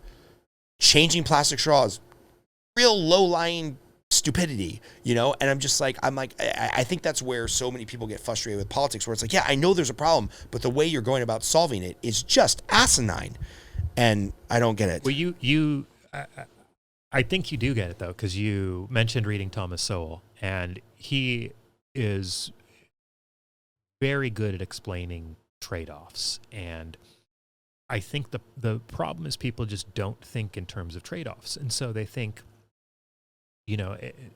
I'll send $100 and it'll do a little bit of good. But you're missing out on, unless you're doing the greatest amount of good for that $100, you're missing out on a lot more. And so I think, like, when we think of foreign aid, when we think of all of these things, okay, we're giving, a few billion in foreign aid to Pakistan. I think it's rare. People usually say Pakistan they hide terrorists. They're not really our friends. We shouldn't give them aid. Or people say, it's good that we're giving them aid. I feel like on both sides, very rarely do they ever say, like, how can we get the most for our dollar? If we're going to try to help people around the world, if we're not just going to limit ourselves to the United States, to our own people, I'd at least hope that we'd worry about how we get the most bang for our buck. Right. But we don't. It's an argument over, like, they deserve it or they don't deserve it. It's never an argument of how much good can we do with a dollar. I want to write a book one day called, like, the Amazon Generation or something. And I want to poke some holes in this thought process for me, because it's something I've thought through, but I haven't really talked about with a lot of intelligent people. This idea of not being able to evaluate trade-offs, or worse yet, not even realize that there's a conversation to be had about trade-offs. You know, I always go back to the area I know the best, which is debt financing because of mortgages. I've been thinking a lot, a combination of kind of endless cheap credit. So people don't really have to make trade-offs. You know, the house that I'm sitting in, I could not have afforded this house if I had to pay cash. They have to make trade-offs, but they don't realize they're making trade-offs. Right. Because those trade-offs are so far in the future. So far in the future. So there's this unlimited kind of very cheap debt cycle. And then you combine that with the Amazon generation where there's very few things that I can't click and get delivered tomorrow to my front door. So it's like, it almost feels like there's no trade-off because there's endless cheap credit. And then there's product, service, on demand, 24 hours overnight shipping. So I feel like we're almost being conditioned in society, and especially in America, to never even have to think about the idea of trade-offs. And I've been thinking through this, like maybe this is the root of some of our problems is that, like, you know, going back to Thomas Sowell or just basic economic theory, most people don't even understand that economics is about a system of trade-offs and scarcity, because most Americans have never lived in scarcity. Yeah. Yeah, I think that's very true, except for most Americans have lived in scarcity. They just don't recognize what's scarce. And so you could imagine a Star Trek world where you have a replicator where you can make whatever you want. And maybe that's going to be our reality someday. Maybe the you know, endless cheap credit doesn't even matter because we have become so efficient creating goods that you can just get goods on demand all the time, and it doesn't even, you don't have to trade anything off for it. But I think you're right that we've been conditioned to not recognize these trade-offs, and I think the most insidious place where it manifests is in time. So we don't recognize these trade-offs because of all this cheap credit, but there's a much more important area where that comes into our own lives, and that's how are we spending our very finite time. Our time alive is an extremely finite resource. And what are we doing with it? I think that's a question. I don't know if people are afraid to ask themselves or if they've just been conditioned, like you said, to not view trade-offs. But and why do you think that matters? Like, because, you know, right now I could probably feel guilty about binge watching WandaVision today on Disney Plus instead of being more productive with my time. Why does thinking through the trade-off of time, why does that matter? Well, I don't think it necessarily will lead you to a conclusion that you shouldn't have binge watched and you should have instead have been productive. I think it just leads you to evaluate, like, what's your hierarchy of values, and what are you spending the appropriate amount of time on the things that you actually value most, or are you just kind of taking the path of least resistance with time? You know, I'll damn myself a little bit here. Yesterday I had a friend call me, old military buddy. He and his wife called me and asked if I wanted in June to go hike Mount Kilimanjaro with them. I gave them a 20% chance, even though I can't. It's really hard for me to imagine regretting saying yes to that. But the path of least resistance is definitely to say no. And it's, you know, I got to work, or that would require, you know, obviously that's going to cost some money. So that's money I can't spend in other places. There's that trade-off. But I think we very rarely look at ourselves from a very holistic standpoint and say, you know, what would future me value? Where actually are my values? What should I be spending my time on? And hey, if you're spending time with family, binge watching something, or if something is like just an incredible show, I've watched The Wire 3 times, and I would never be like, oh, I wish I'd spent less time watching The Wire, even though that's a ton of hours. But I feel like the lessons I learned from it, the level of art The being able to create, I mean, I think The Wire is just, it's a Greek tragedy in 5 acts. It's one of the most beautiful pieces of television I think was ever created. And, it's so innovative in the way that, I think it's a Greek tragedy, but it like casts the city of Baltimore as the tragic hero, this hero that you keep rooting for. But, and so things like art, it's hard to define. You're not going to find art in your spreadsheet of productivity. But I don't think that was wasted time. So I think it's more complicated. I don't think there's a formula you can use. But I think it's incumbent on all of us, if we want to maximize our happiness, our human flourishing, and our time here on this earth, to figure out and decide what are the best uses of our time. Because it's a super finite resource, and everything you do is a trade-off. Yeah. So let me, are you the type of person that values being out in nature, ascending mountains? Like, is Kilimanjaro something that Robbie values? So I think a new experience in a new continent, and maintaining a friendship that's very important to me, but I don't have very many opportunities to maintain because we live in different states, an old military buddy. And I think all of that is, I don't have any, not pretending Mount Kilimanjaro is hard. Like, it's the highest mountain in Africa, but you have to get porters. My first friend I knew who hiked it gained weight on the journey because they carry everything for you, and they make you lavish breakfasts and lunches and dinners. And so it wouldn't be some conquering something within myself. But no, I do love nature. Just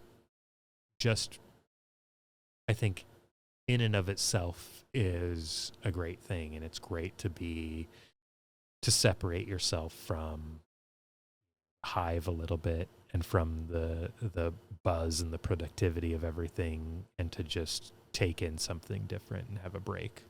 I think it's a good use of time. So then why only the 20% yes? I'm interested in this because because I'm a hypocrite. I appreciate the honesty, because just in the short 90 minutes we've spent together, I'm like, oh, this is a pretty cerebral, reflective guy. And for you to sell yourself out there and be like, yeah, and even I don't know if I'm going to do it. No, I'm reflective, but I try to be super honest about my faults, and and that's one of them. I will, as much as I think taking the path of least resistance is not necessarily the right way to go. Sometimes it is, but evaluating it and then deciding, it's the path of least resistance. It's easy. Yeah. And I do it on a regular basis. Yeah. Do you have kids by chance? I don't.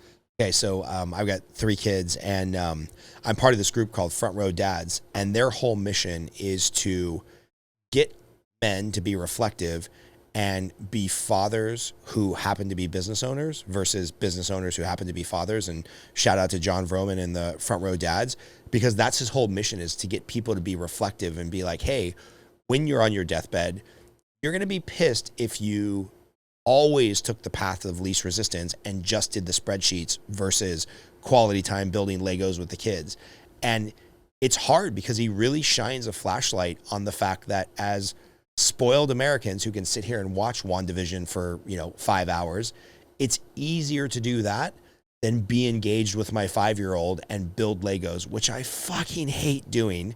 And I knew when we started off on the Star Wars Lego today, I knew he was going to be checked out in 3 minutes, but I also knew my personality was going to be like, I'm going to have to finish this damn thing. And it's interesting because making those trade-offs of time and trying to be authentic to the things that we say are important versus the things that we actually show are important, it's tough, man, because I'm a hypocrite every day on that, right? I say family is the most important thing, and then I look at my schedule, I'm like, well, then why did I work 10 hours today? I could have provided for my family working 7 hours today. And it's tough, and I think we get in this rut as, especially as Americans, where it's ultra consumerism and work, and a lot of people's identity, myself included, is tied up in work. it's tough to not be a hypocrite. Well, let me ask you this question, because this has been one of my favorite questions to ask friends of mine. With let's say the Andrew Yang universal income became a thing. Let's say we got to the point where we had the Star Trek replicators, where there's really no reason to have a job if you don't want to have a job. Would you be satisfied in life? No. I derive so much meaning from my work and so much satisfaction from my work. And it's almost 100% an ego thing. Like at this point in my career, I know how to fund loans. I know who I'm helping. There's a little bit of excitement every time I help a first-time buyer get into a home. But I work because it's my ego saying like, I'm going to work. So if universal basic income, if they could replace 50% of my income tomorrow and I could live a much more humble lifestyle, and we had a 3D printer here that could just print to my heart's content, I would not be happy without work. And maybe that's because how I was conditioned from the time I was 5 years old. And my children, if they grew up in a universal basic income environment, maybe they would have a different opinion. But for me, no, there's no chance. I would be suicidal without work. Or maybe it's in your DNA. Maybe, and I think that's one of the reasons I think too, these overarching governments they can't address the real human issues, because I'm actually the exact opposite of you. And I don't think that's better, and I don't think it's worse. I just am. If somebody was going to say, hey, we'll pay you as much as you make right now to just not work, I'd say great. Absolutely. You're like, do you know how many mountains I could climb and books I could read? Yeah, no, exactly. I mean, and this is, a huge tangent, but my dad went to prison a couple of years ago for white collar crime, and I remember my first thought, just, God, the amount of books I could read if I went to prison for a year. Like, somebody is providing my 3 hot meals. I'm sure there's a bunch of stuff that I won't like, but just like checking out of life and just kind of consuming ideas for a full year, it is actually super appealing to me. Yeah. Now, it's interesting. I don't want to go as extreme as it having to be a prison term, but there is something very appealing of a sabbatical. It's one of the things, in many ways, I kind of hate the educational version or the educational bureaucracy in America. But one of the things that I do think is fascinating, and I'm very jealous of college professors, is this idea of there's this hierarchy of like, you put in your time teaching, and then you get a TA or a teacher's assistant or a junior professor to go teach your classes for you so you can do research. And then after you've done some heavy lifting of research, you get to take a sabbatical to just think and breathe and learn without any stress of thinking you won't be able to go back to your job. That is very appealing to me. My wife and I are taking a quasi sabbatical for 5 weeks in Cabo this year. We're going to rent a house and go down there, and I'm going to have the team doing like 90% of the work when I'm gone. And I can't wait to like read books all day, play in the pool with the kids, eat ceviche, drink beer at night, maybe go surfing. That's appealing to me. But the idea of like, oh, you would stop working, there's something in me that I think I would be suicidal or homicidal. And again, I don't begrudge anybody who says like, I would be very comfortable not working. I don't know if I would want to pay for that. Yeah. But yeah, that's an interesting question. I think I'm going to add that to the repertoire. Well, if you need an emergency podcast guest while on your sabbatical, let me know. Perfect. Fly down to Cabo. You're willing to take that bullet and come down to Cabo. No, but we did get a big enough house so we could have some guests and friends down. And I am going to take a little traveling podcast studio that Chris put together. Shout out to Chris for all the technical stuff that he does. And I'll definitely be finding some interesting people in Cabo to interview. Yeah, I will Ted Cruz it down there in a second. I saw this awesome meme, and it was Ted Cruz with a beard in like all this kind of Rastafarian gear at a turntable, and it was like Ted Cruz killing it on the tables in Tulum. And it was so funny. But, that's interesting. What do you make about this thing that's going on with Texas right now, right? Because progressives or Democrats or the more left-leaning media, they're just having a field day with the fact that like super independent Texas is suffering. They love it. They love it so much that a red state is suffering right now. Whereas I feel like when Republicans have been presidents in time of national emergency, it was like, oh, can you believe that Bush wasn't down in Louisiana after Katrina within 24 hours? No, I think Katrina is a great corollary. It's unexpected for a hurricane of that force, but not completely out of the realm of possibility, which I think makes it actually like very much in line with what's happened in Texas. And yeah, I think you're right. I think the wrong move is to say, you know what, like people in Louisiana, they know hurricanes happen, like fuck them. Like that's, I don't know. It's just, it's a bad move. It's a bad way of thinking.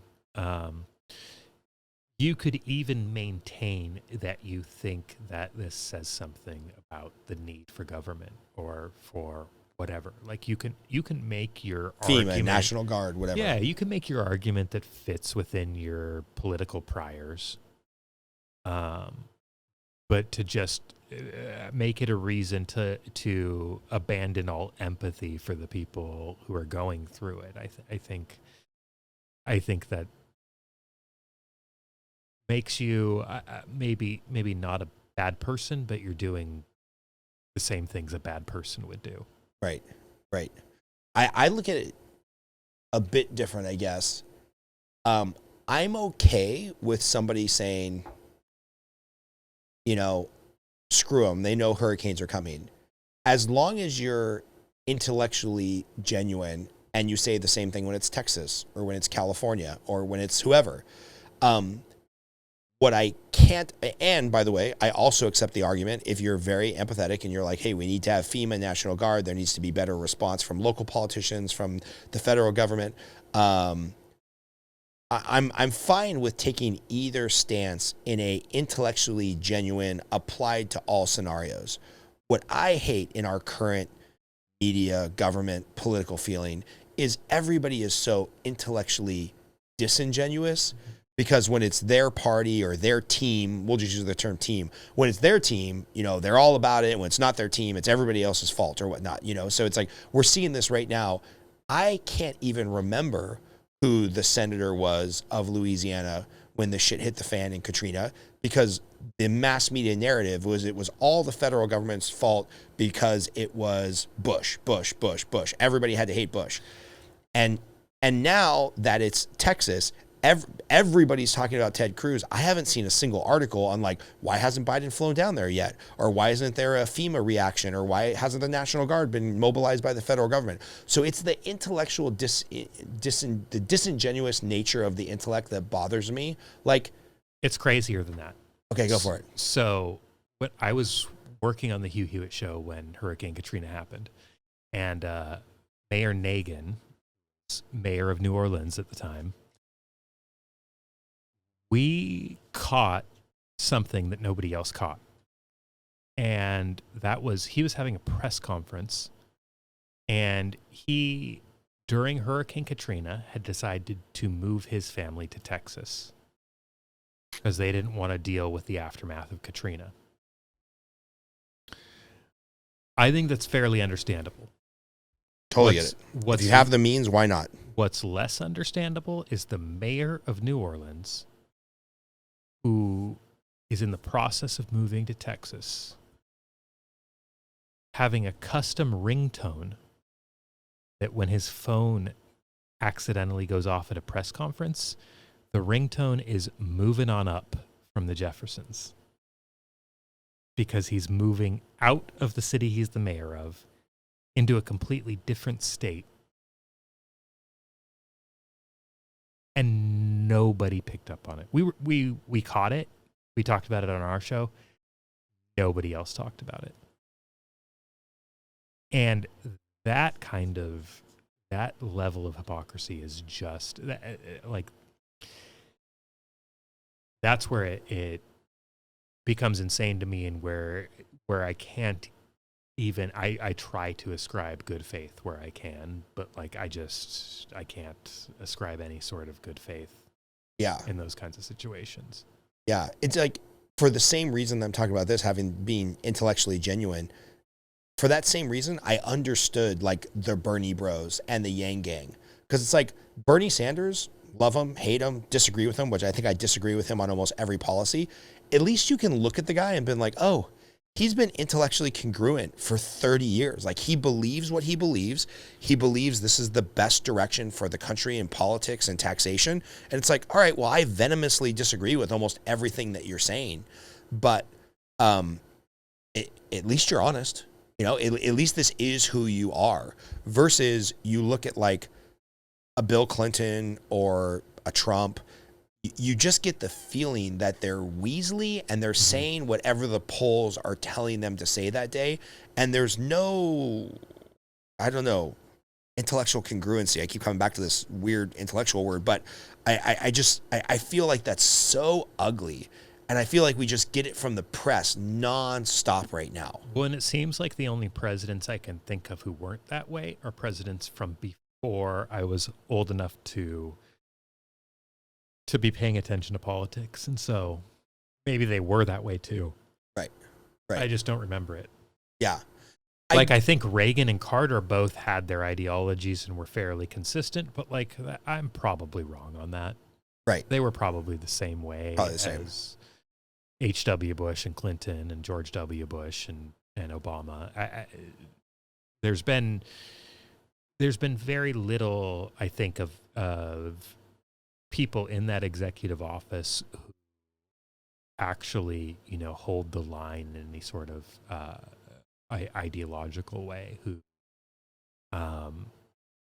stick to principles, or who don't base what they're doing on triangulation, as Bill Clinton put it, of assessing the different trends of the moment and trying to figure out a policy based on that. And I'm not even saying that's wrong. I mean, I get it. It's trade-offs, right? It's trade-offs. They're representatives of the people. Like, there's plenty of reasons you could say where that's the correct way to govern, but I don't know that I like it. So you used one of my favorite words, which is representatives. And I think, I could be wrong, I think this might be where a little bit of nostalgia for like previous presidents before our times were maybe a little bit more intellectually honest, towed their principles. I do feel, and I'm stealing this completely from Tyler Ballard, who we interviewed previously on the show. He couldn't quite pinpoint when. Maybe it was the 70s, maybe it was the 80s, maybe it was the 90s. He verbalized this to me, and I'm like, a light bulb went off in my head. He's like, somewhere in the last 40 to 50 years, politicians have switched from being our representatives to our trustees. And he said, instead of, Mike Garcia, who I don't know personally, so I'm not going to shit on him, but he's our local congressman from the Santa Clarita Valley up to Palmdale.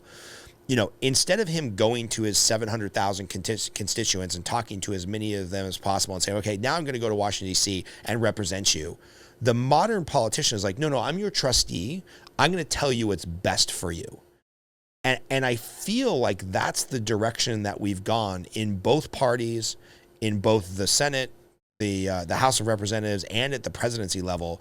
They're almost like, well, I have my ideas, and for whatever reason, either I'm a very successful businessman or just through the nature of I got elected to president, I'm going to be your trustee and I'm going to tell you what's best for you instead of being your representative. And I think that's when I get the feeling of like government and politicians being gross and like I hate them all, throw them all out, it's because they've taken on this trustee role instead of a representative role. So I'm gonna push back on that a little bit because of my whole, Dave Matthews thing that I explained earlier, where I think, so politicians as trustees versus just representatives, like, why do we have politicians? Why don't we just have direct democracy? Yeah, I mean, if you're asking me, I got some ideas, but go for it. What do you think? Well, I mean, I think the reason is that you are entrusting someone to know more, to spend more of their time. It's saying, you know what, I got to be a productive citizen, so I'm going to outsource these political decisions to a representative. That representative shouldn't just be following whatever, like, the populist mob mentality or issue du jour is. They should actually be acting on higher principles, and I think ideally what they would do is they would say, you know what, like, my decisions are based on what my constituents would agree with given a long enough time series. Given all the facts. Given all the facts, and given, like, we're not just living in the moment. But what did my constituents actually vote?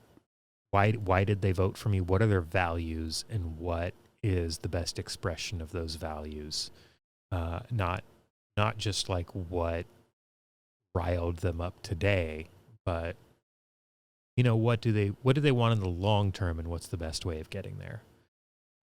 So I think that's the best steel man I can come up with for why politicians would act differently than what their constituents want in the moment. Yeah, it's an interesting take. I've mentioned this on the podcast before. I always come back to I can't remember which presidential election it was. It was probably the midterm when Obama was up for re-election and Ron Paul ran. And there was, a panel of 10 or 11 Republican, presidential hopefuls. And they were arguing about the affordable health care bill. And at some point, they're all going back and forth, and they're trying to get in their 30-second soundbite, and they're trying to, rile up the base and say as much negative stuff as Obama as possible.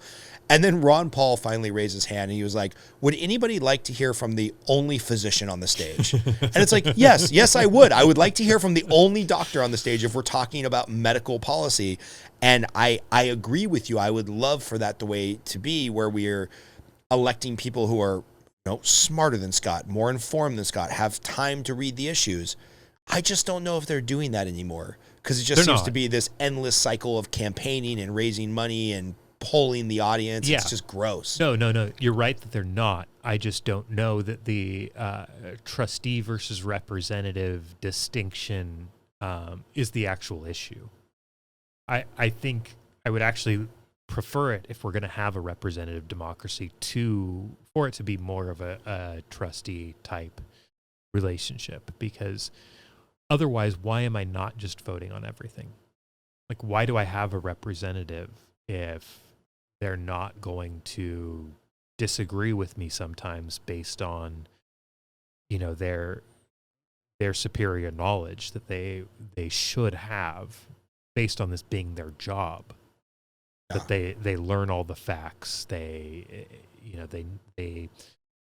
to the best of their ability, factor in all of the inputs before making any sort of decision. If we're just going to have representatives that represent what their constituents want in the moment, then I think it's, why do we even have representatives? Why don't we just do direct ballot initiatives for everything? Interesting. What are some things right now that are politically popular, unpopular? They're just kind of in the social zeitgeist that's on your radar. So the whole, like, quote, fight for 15. The minimum wage. The minimum wage, which I don't know, after the second impeachment, are they allowed to say fight for 15? Or is that an incitement to violence? But either way, I think it's just it's ridiculous. It's ridiculous on just so many different levels. I'd say the very first level is on a federalism level, where $15 in Mississippi is not the same as $15 in San Francisco. It's just not. And it's stupid to pretend that we're a country where, like, there should be one minimum wage. And I'm sure that advocates of the $15 minimum wage would say, well, no, we're just defining a basement wage, where, San Francisco is free to make their own minimum wage $700 an hour. But the problem the problem there is that, they're going off of a bunch of different things. They're going off of what they call a living wage, which maybe I'm wrong here, but it seems to me to be the wage that it would be for like a normal person to have an apartment on their own and be able to deal with all of the expenses of life on their own. But that just seems crazy to me too. Like, if you're making minimum wage, get a roommate.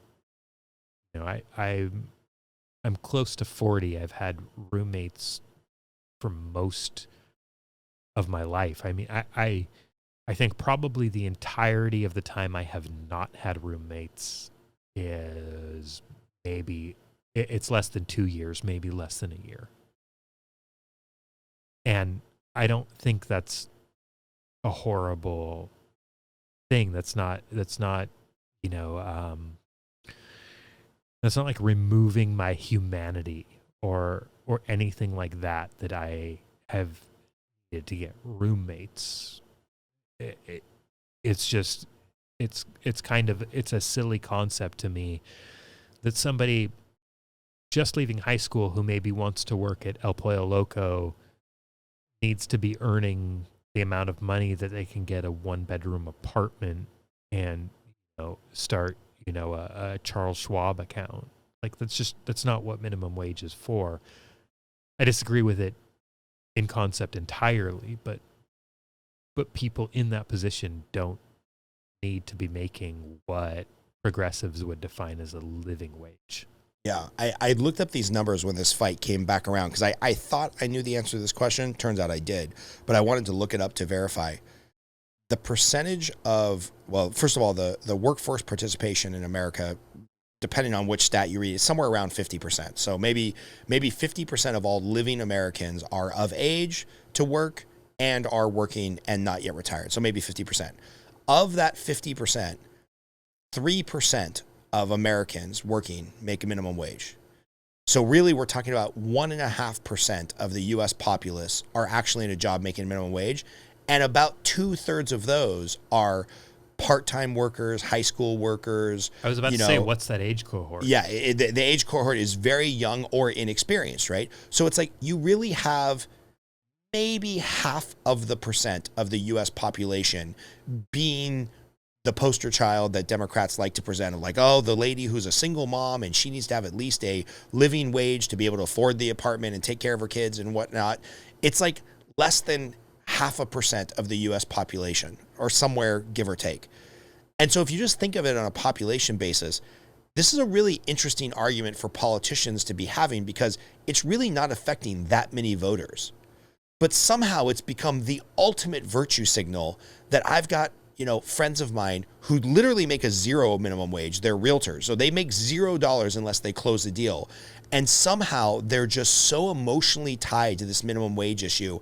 I don't understand where the virtue, or where the feeling is that this is just such a large group of wronged people. So do you have any thought process on that, on why people that are currently making a zero minimum wage and are doing very well for themselves have this ideal of, like, there's so many people out there that are just downtrodden that we have to raise this? I mean, it's just, the whole thing just seems silly to me. Not even politically or political, just silly.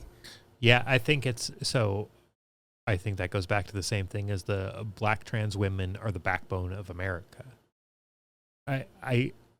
It's easy to find some small, discrete group that we would maybe in a utopia want to have it better than they have it. But yeah, like you're saying, to focus on it as the center of some sort of political campaign or issue is just silliness. And I wish that people would consider trade-offs more, because if they did, then they would understand that for every second that they spend demanding people pay attention to $15 minimum wage, they are trading that for a second that those people might be spending on another more important issue or more effective issue. And I think I think the minimum wage is counterintuitive anyway to begin with, but even if you thought that it was if you thought that it had the effect that I think supporters of it think it has, even if you accepted that premise, that it deserved that sort of attention seems crazy to me. So tell me why, because I have some opinions on this. No big surprise. Tell me why you feel the counterintuitive nature of minimum wage. Like, what doesn't work about it, or why do you not believe in it fundamentally? Yeah, so I think I grew up here in California listening to Loveline and Adam Carolla, and he actually shaped my thinking on this a little bit. And especially when he made his book, Not Taco Bell Material, that was about how he interviewed with Taco Bell, and they were like, well, we don't think you're Taco Bell material. And so they didn't hire him. And he doesn't even blame them, because he said when he finally did go get a fast food job, I don't remember who it was with, but that he didn't know. He had to be taught that instead of, pushing a mop, you drag a mop. It's not like that you treat a mop differently than you do a broom. And didn't understand showing up on time. Didn't understand. There's all of these basic skills that people need to learn. And I think it's better that they're able to learn those with employers who can afford to hire them. So what you do when you say, we're going to make the minimum wage $15 an hour, is you all of a sudden say to employers, only hire people whose labor is worth $15 an hour. Otherwise, don't hire. And that prevents people from being able to learn skills that move them up the ladder. And so, and if you want to take that analogy of a ladder, what the minimum wage does is it knocks out the lowest rungs of the ladder. So all of a sudden, instead of somebody being able to step onto that bottom rung at $8 an hour and then learn and then step to the next step at $9 an hour, $10 an hour, and keep going up, all of a sudden you are saying, you know what? Only people who can produce value that's worth $15 an hour, anybody under that, we can't hire in the first place. They're not going to learn. They don't, we can't afford to invest in them while they learn. So they just don't get a job. And, going back to progressives, this is something progressives in the 1930s understood very, very clearly. And the earliest arguments for the minimum wage were very open about their purpose. These were people who were very into eugenics. Very racist policy. Very racist. They just thought, and I mean, racist is one part of it, but also they thought too, there's white people who had bad genes, but that what we wanted to do was we wanted to select for better genes. And they were very honest that the minimum wage was a policy that would freeze people out of the market so that they would not be able to afford a family. They wouldn't be able to afford to reproduce. So what they're saying is anybody who can, we're going to create this threshold. Anybody who can't immediately create value greater than this threshold doesn't deserve to be hired, and they shouldn't be hired. And so they shouldn't be able to select a mate. Like, nobody's going to want to marry them. Nobody's going to want to have kids with them. If they have kids, they won't survive anyway. And that way, what we can do is we can, just kind of instead of, a lot of the progressives were for forced sterilization.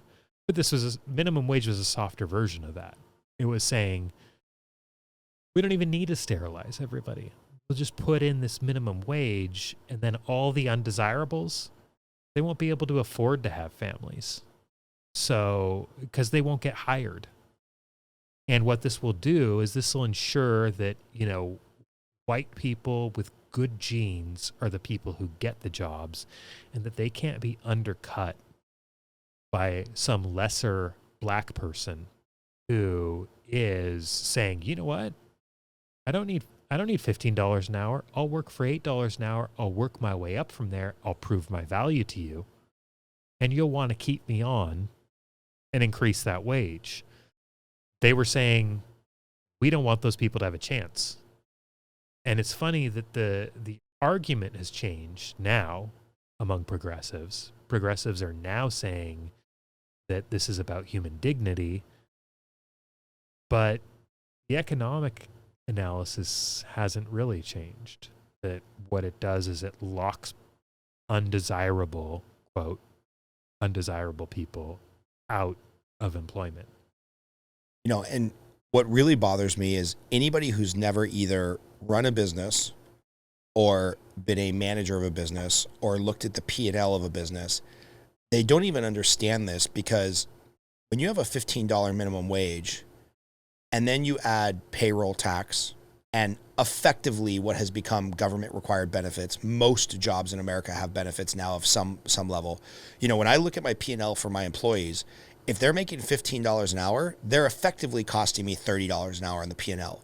And then, of course, the reasons for business to exist is a profit margin.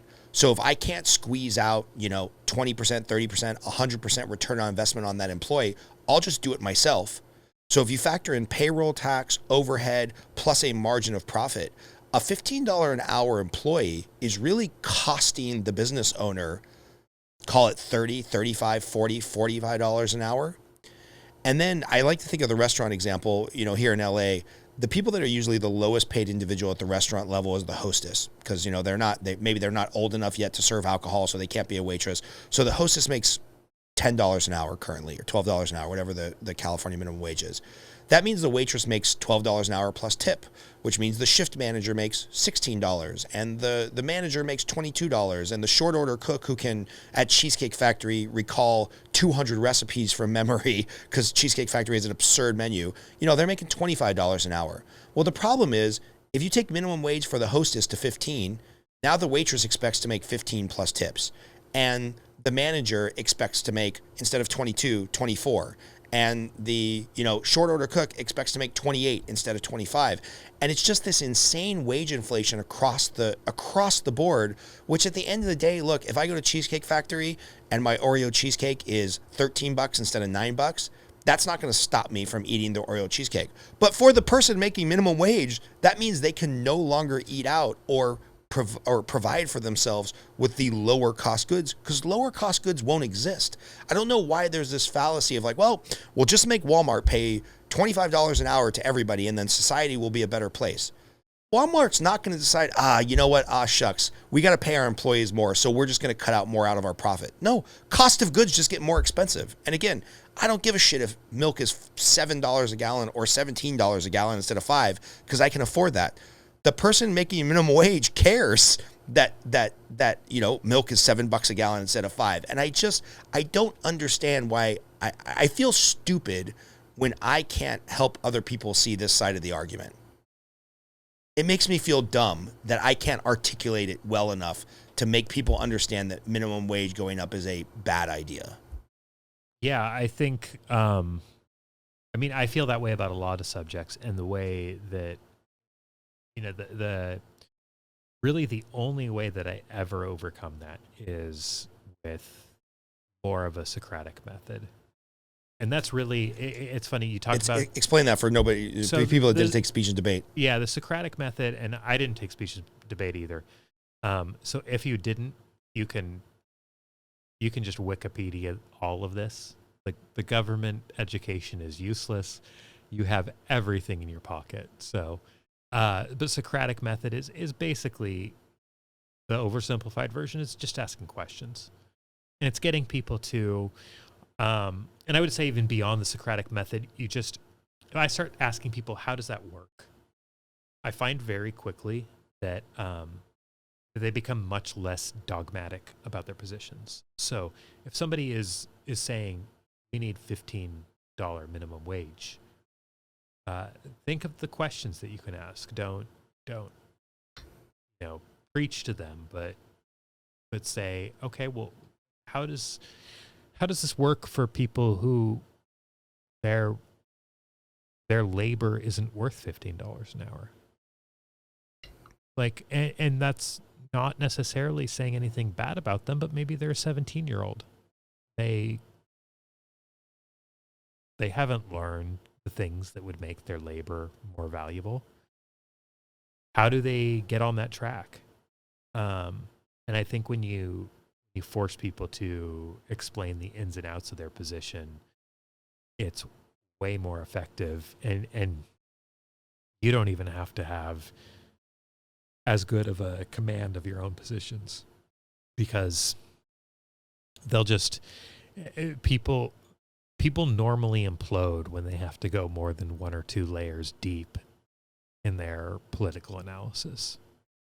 But the sad thing is, in our current political analysis, once somebody gets stumped, they just call you a racist or a fascist, and that's the end of the argument. It's funny, you said something earlier about like DMing somebody who where there was some sort of disagreement, and I think you're right. That is the response most of the time when you're just talking to somebody on a public Facebook thread. And people don't want to be embarrassed. But what I'm saying is more of a strategy for talking to somebody face to face, or if you DM them. And I've found my Facebook strategy has basically been that I will take somebody to task on Facebook if I think they would never change their mind no matter what. And at that point, my interaction with them is serving the broader audience and letting other people see this interaction play out and hopefully convincing them. But if it's somebody I think that I might have a chance at convincing, you're actually not going to see that discussion, because I immediately, like you did in that example, I take it to the DMs. And that's a place where people are much more comfortable saying, maybe I didn't think about that. Yeah. Yeah, because people do not like to admit their faults, myself included. Yeah. Going back to the hypocrisy thing in a public forum. Right. And I've really tried, I'm really trying hard more and more frequently to end or at least contribute to a Facebook type discussion with the term either, that's a good question, I don't know, or send me an article and I'll read more on that. I had this standing policy for a long time where if I got into a debate with somebody, I said, hey, why don't we do this? Why don't we do a book swap? You send me a book on the topic that you're interested in, and I'll send you a book on the topic that I'm interested in. Let's read it and see what we come up with. And the funny thing is, 80% of people will just never respond because they're not willing to be exposed to an opinion, especially a well thought out opinion that they disagree with. 10% of the people will go for it. I'll read the book, and they'll never read the book. And about 10% of people read the book. And I've read some fascinating books, some of which are out of print now, like this book, this economics book called Small is Beautiful, that really argues against big corporations, big business, big scales of economy. And I'm like, oh, that really tested and changed some of my very strongly held beliefs that I believed, probably because I heard my dad say it, you know? And I'm desperately trying to do that. I'm still very, very flawed as a person, and I get angry, and I sometimes just tell people to piss off, which is probably not the best political or debate format to just tell people to fuck off. But yeah, the more that I try to say, hey, you know, that's a good point. I don't know the answer to that. Send me something more on that. I'm trying to get to that place, but it's just so frustrating when I feel that people aren't being as genuine. Yeah, and I don't know what to do about the people who aren't being genuine. I do know that there have been a few really hard charging progressives who I'm friends with, and they're still progressives after talking with me. But one, for example, was doing a lot of this, like basically like all white people are racist kind of stuff. And I actually DM'd him, and I just said, hey, like, I'm just curious what you're trying to accomplish here. And he explained to me what he was trying to accomplish. And I said, do you think that calling people racist is going to make them more or less open to the arguments that you're making.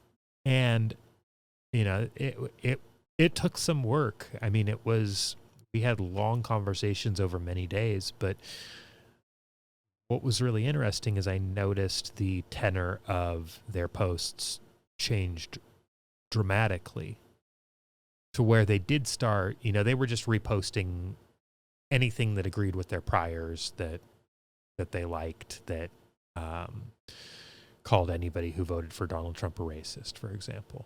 And after we had that conversation, it's not like they did a 180 on their politics, but this guy started posting things that were more thoughtful and more like, hey, instead of like, hey, every Donald Trump supporter's a racist, it was more of the like, hey, people want better lives for their families, and that doesn't stop at the border. It was more of like that kind of stuff that can appeal to people who voted for Donald Trump instead of alienating them. So I don't know. I've absolutely, though, 100% had far better experiences and successes getting people to shift a little bit when I DM them than when I, publicly shame them for something that I think is dumb. Yeah. Yeah, it's interesting because there are some conversations, mentioned anybody who voted for Trump as a racist, or just, I mentioned that just being the go-to rhetoric now. There are some very interesting conversations that I would like to have about race.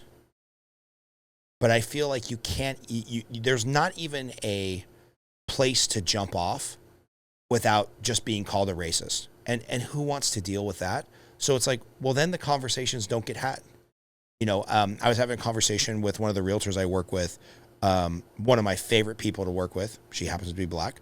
And we were having a conversation about why some of her clients who are also black have a harder time getting mortgages than maybe some of her clients who are white.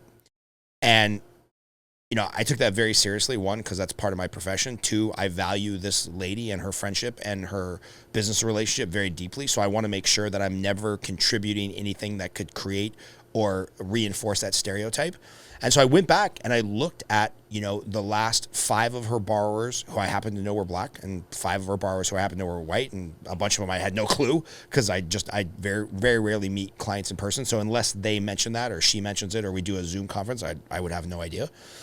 And what I noticed is that amongst the black borrowers who at this point in their financial profile of going to buy a house are saying the same things, earning the same kind of money, have the same kind of savings as the white borrowers, I would not have anecdotally or without the analytics, I would have anecdotally never thought anything different about the two groups. But when I went back and looked at it, and this is a very small sample size, so this is obviously not, systematic of all lending, I noticed that the black borrowers I were talking to, they had a lower credit score because of something that had happened in their past, 5-10 years ago, before they got serious about their finances and wanted to become a homeowner. And I don't know the answer to this question. I don't know if it's systematic racism. I don't know if it's a cultural thing. I don't know if there is something in the credit algorithm that negatively affects black people. I don't know. I would like to have that discussion with people that are smarter than me and might be in the know. But I just feel like you can't have that conversation without me being called a racist, or somebody coming from it from a disingenuous, like, oh, all financial systems are racist. And I'm like, well, I don't think that's true, because I want to fund a loan for anybody because it means money in my pocket. I don't care if they're black, white, purple, female, gay, straight. And I don't even know how to start bridging that gap or that conversation with the right people to be like, hey, we do have a problem if systematically blacks have lower credit scores than Latinos or whites or Asians or whatever the case may be. But how do we fix the root problem without just calling every lender a racist?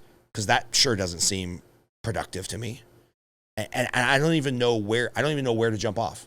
Yeah, I think the answer a lot of people want to say is, if there is a racially disparate outcome like a credit score, then you want to de-emphasize the credit score.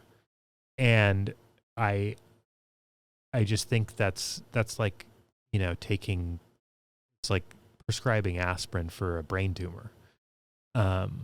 You want to get to the root problem. You don't want to just treat some of the symptoms. And I don't know, I also don't know what the root issue there would be.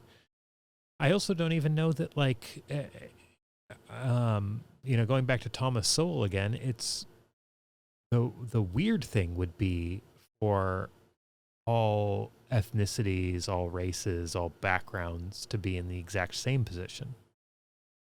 One thing I remember reading from him, I don't know if this is true anymore, but this is one of his essays from the 90s. And I think it was in his collection of essays called Barbarians at the Gates. But Thomas Sowell talks about donut shops in California. And it was something like 85 or 90% of donut shops were owned by Cambodians, who are, I think, were less than 1% of the population. But some were right around there. And what is that? Is that discrimination against non-Cambodians in the pastry industry? Like, we'd never even think to go there. It would just be, oh yeah, Cambodians have a lot of donut shops. I don't understand why that's racist, or why that would require some sort of congressional hearing to figure out why the donut industry in California is so dominated by Cambodians. Yeah, I think the housing is different. I read a great book that was very eye-opening called The Color of Law. It was referred to me by a friend. Redlining. Referred to me by a friend of mine, Nick Goucher, who's a lender and doing a lot of great work in the Black community to promote home ownership. That's his life's goal. And man, that book is very eye-opening about how it's very easy to go back to the Jim Crow era laws and be like, well, generationally, if you get locked out of housing, especially in California, from the 50s to the 80s, fuck, dude, your family lost out on hundreds of thousands of dollars of wealth accumulation that then turns into a refinance that allows, the next generation to go to college, which then allows the upward mobility. So it's very eye-opening and something that needs to be understood. I don't claim to have any knowledge about how to address the problem. But what I can't figure out is the correlation between that and somebody in 2013 of any particular ethnic group making poor credit decisions. I don't know what the through line is. I'm not smart enough. I'm not, I don't have a background in sociology or economics to figure out that through line. I think there is a through line, that if you couldn't buy housing in the 50s and then you didn't have the upward mobility in the 60s, 70s, 80s, maybe those people's children in the 90s and the 2000s have a different understanding of finance. So there is some through line that I can't see. I just don't know how to talk about it. And even talking about it right now on this podcast is making my stomach queasy, because I'm like, I don't want to come across the wrong way as two white guys sitting here that I'm insensitive to it. I don't know how to fix it. Right. So, if somebody doesn't want to read two white guys talking about it, I'd recommend reading Coleman Hughes, who talks a lot about Black consumption. He has some really good articles, long essays and articles that go into some of this stuff. But I think there's a lot of through lines. And I think that really in everybody's scared to talk about these subjects. But this is where I lean back on libertarianism, is that I think this is why it's so important to look at people as individuals, because, we look at people based on their melanin and you get one story. And you can say that there's these certain through lines with the Black community from redlining, from whatever, but it doesn't explain the other through lines that you have of Nigerian immigrants, Jamaican immigrants, of people who have the same level of quote unquote Blackness, who look the same to most non-Black Americans? And why is it that the Jamaican and Nigerian and Kenyan immigrants do so well?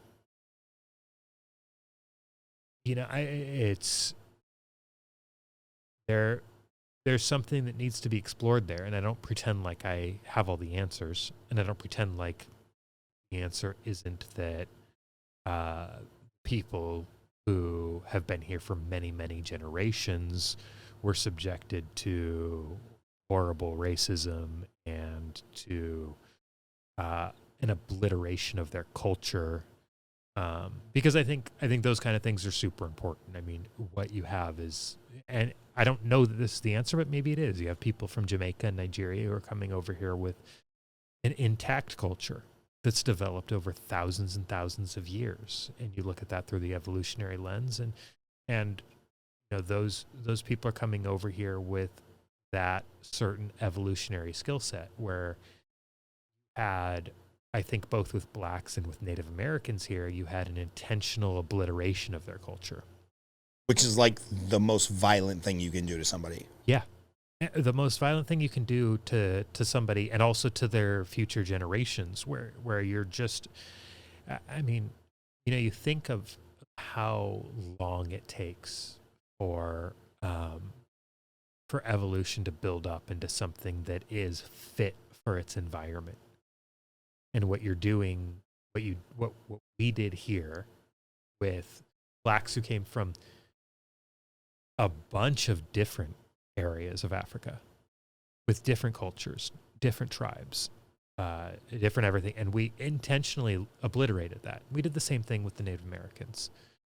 We threw them all together, not even based on tribe, somewhat, but mostly just throwing them onto reservations willy-nilly, combining tribes, and also putting a huge emphasis on kind of a detribalization, where we gave a lot of incentives for Native Americans to abandon their heritage and to instead adopt a more Anglo-Saxon heritage.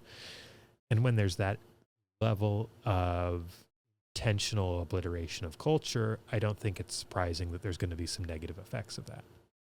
So coming full circle to make sure that we don't do this to future cultures, future ethnicities, because I think I think all humans think wherever they're at in time, whether you mentioned it's the Trotskys in Russia, whether it's us now, everybody always thinks they're at the pinnacle of society, and we would never perpetrate those atrocities because those were in the past. We're so evolved now. To make sure that we never do something like that again, kind of coming full circle, why do you think libertarianism, small L, why do you think that solves that problem? I think so I don't know that I would ever consider libertarianism to solve anything, is the first caveat I would make. We're talking about trade-offs again, and I think it's the best system we can possibly have. I don't pretend that it will solve issues, but it will give the best results compared to any other system that we've imagined. And the reason I think that that's the case is because it looks at people as individuals. So I think when you take characteristics of people that are unchangeable, so immutable characteristics like gender, like race, and make that into what defines a person, I think it's super, super limiting. I understand the desire to do that. I understand that if you say, you know what, women have been oppressed for, all of human history, and blacks have been oppressed for all of U.S. history. All of U.S. history, yeah. I mean, in serious ways regarding the U.S., at least for 400 or so years, 500 years. I think when you look at it that way, it locks people into these group identities. And so you can take something that has really good intentions, like affirmative action. And then who become the major beneficiaries of that. What we've seen is that it's what you're doing is you're saying, we did horrible shit to black people, so now we should help make up for that horrible shit. So we'll do affirmative action. And what that ends up doing is it ends up saying, okay, all you black people who still live in the ghetto, come up in like really shitty times, fuck you. We're going to give some college scholarships to these upper middle class black people who already have it made. That ends up being the result for the most of affirmative action. It's that the people that take advantage of it aren't the people that we're picturing when we make the policy. Instead, it's like, if you look at Fresh Prince, it's not Will while he was living in Philadelphia that gets to go to Berkeley because of affirmative action. It's Carlton, who was the son of a judge. He goes to Berkeley. Will just still gets his ass beat on the basketball courts in West Philadelphia. And I think that because we can identify a group based on melanin that we wronged, that we think that the way forward is to basically give privileges based on melanin. And yes, a disproportionate amount of black people are poor. So that means that if instead you focus on poverty, you're also going to help a disproportionate amount of black people. So if you say, do you know what? Like people that make this month or people whose parents make this much a year, that's who we're going to give scholarships to. Or if you say people who don't have a parent that's been to college, that's who we're going to give scholarships to. And if you remove race from the equation, I think it has a dual benefit of both de-emphasizing race to where we're not thinking as much about race, where we're not saying, you know what, to erase racism, we need to build up more walls around race. It has that benefit. It also has the benefit that that the community that you're targeting is not the sons of judges to go to Berkeley, but it's the kids who have no parents who have ever been to college. And you know what? Some of those are going to be white kids from Appalachia, and I don't think that's a problem.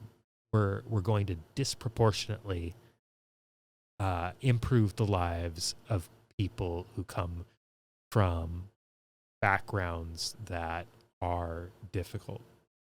And I think that's a much better way forward. And maybe it's not that libertarian that we're, treating people a little bit different, but I'm a Burkean libertarian. I'm okay with that. I would rather, if we're going to have government programs that say, you know what, less privileged people, we should give them more privilege, I'm for doing that in a way that actually makes sense. Yeah, I like that a lot. And maybe Chris can fact check me on this, on when the economic opportunity zone got signed into law. I'm pretty sure it was a second term of Obama's presidency, because the economic opportunity zone is something I really liked. And if we're giving credit to politicians who I would mostly disagree with, I think this is one thing that came out really positive from the Obama administration is the economic opportunity zone is they basically kind of geo-targeted places that are poor. They didn't do it by race. They didn't do it by, favored nation status. They didn't do it by what representative, shilled for Obama the most. It was like, no, we are going to pick the poorest areas and we're going to create these economic opportunity zones where we have huge tax incentive to bring business and infrastructure from the private sector to these areas. So I have a friend that bought like a disgustingly used old like airplane hangar, which he would have never bought unless there was the economic opportunity zone tax credit. And he was able to create, a couple dozen jobs through remanufacturing it into storage units, Now he has a full-time local person from the local area, living on site to manage the storage units. People have low-cost storage, which we could probably argue that might be a bad thing because of the runaway consumerism in America, that we actually need storage outside of our house for all of our shit. But it's probably a different conversation. But, he invested in that area outside of his normal business practices because it made sense thanks to the tax credits. And I think right along with your idea of no, let's really help the people that are in the poorest areas that are the most at need, regardless of how much melatonin they have in their skin. That's something that I think is one of the shining policy lights of government, when we can actually, instead of holding a gun to your head to take your money, we'll let you keep a little bit more of your money, which that's all counterintuitive to kind of what I believe in general. But it's the lesser of two evils, where hey, at least we're getting infrastructure and investment and business into these places that are underserved, which tend to be more minority prominent areas. So, I think that was a great policy. Kind of goes against a lot of the other stuff I believe, but it's if this is the system we're working in, at least we can do some good. Right. And so, yeah, exactly. And reparations is something I probably wouldn't be for. But there's a Hotep Jesus, who's an interesting guy. Is this the guy on Twitter who has 1 billion followers or something? He probably does, yeah. But so Hotep Nation, Hotep Jesus, it's a weird, interesting it's one of the movements I've been most interested in the past couple of years. But it's so Hotep is like a greeting. That I think is Egyptian, and it's this black movement that it was a pejorative term, Hoteps, because Hotep was Assalamu alaikum, basically, but for Egypt, and they started calling these people Hotep, and this guy in particular, he got his name from somebody said to him who do you think you are, Hotep Jesus? Yeah, I am Hotep Jesus. But he had this interesting idea that if you're going to do reparations, don't just give people money. How about, and this is I love this because it works with incentives.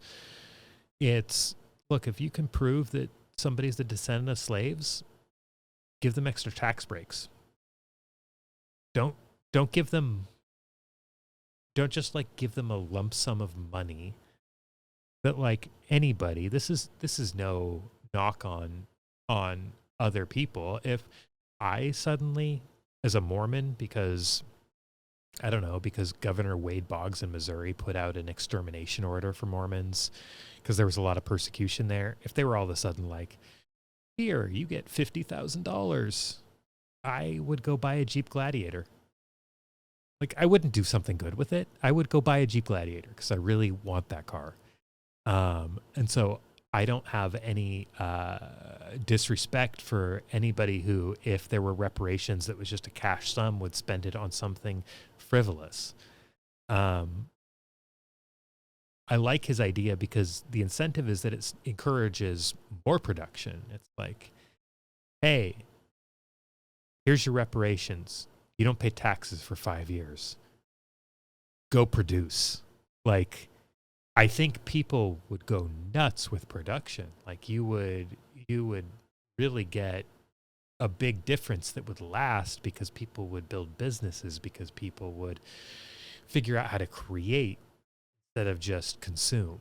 So I think that's an interesting, I'm probably against reparations. I'm open, probably against it. But if you're going to do it, this is all of my views on government. If you're going to do it, at least do it in a way where the incentives line up in a good way. And I thought that was a really interesting concept of a way to do reparations. Yeah.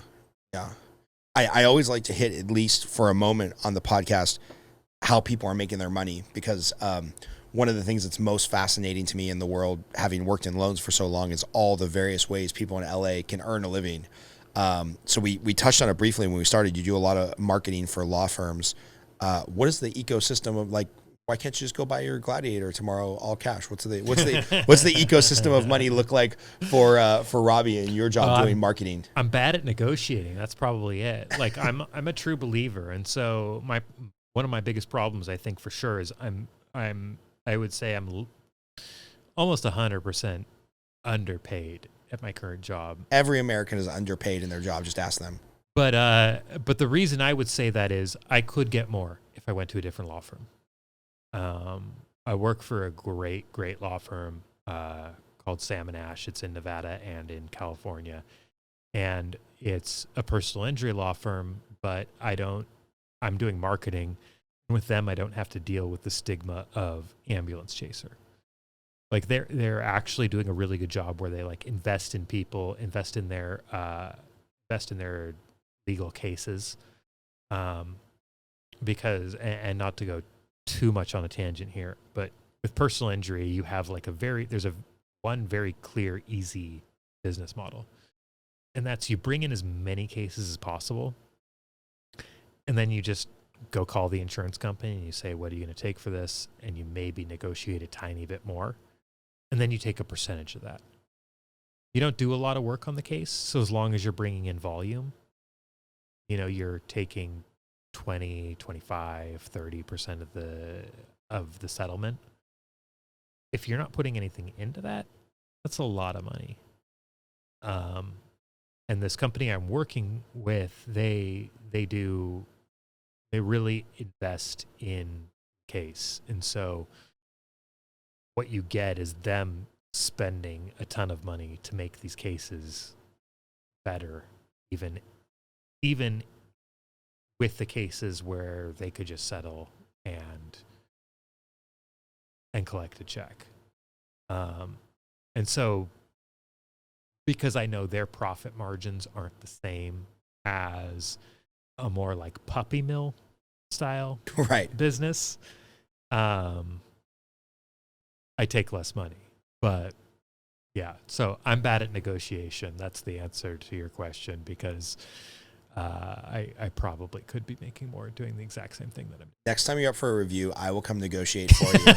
I'll be like, he's not staying here unless he gets a Jeep Gladiator. That'd be a great bonus, right? You get like a $40,000 Jeep Gladiator. I think they're more than that. They're pretty pricey. It's a good looking truck, though. The very base model is around 40, but that's not. I wouldn't want a base model. I already have like a JKU, the previous model Rubicon, which is the higher trim. Already got that. So yeah, if I'm going to get a Gladiator, I want the 60,000, not the I feel like with the $40,000 beard and the cowboy hat, like you have to drive a Jeep or an F-150. It's Yeah. like if you drove up in a Prius, I think I would lose all respect for the attire. Yeah, are you the outdoorsy mountain man type? Is that your thing, or is this just a West LA faux hipster look? No, so there's some faux to the look. The term when I lived in Texas was all hat, no cattle. So I do not have any cattle, but yeah, I am outdoorsy. I camp a lot. I shoot a lot. I have a gun dog, bird dog.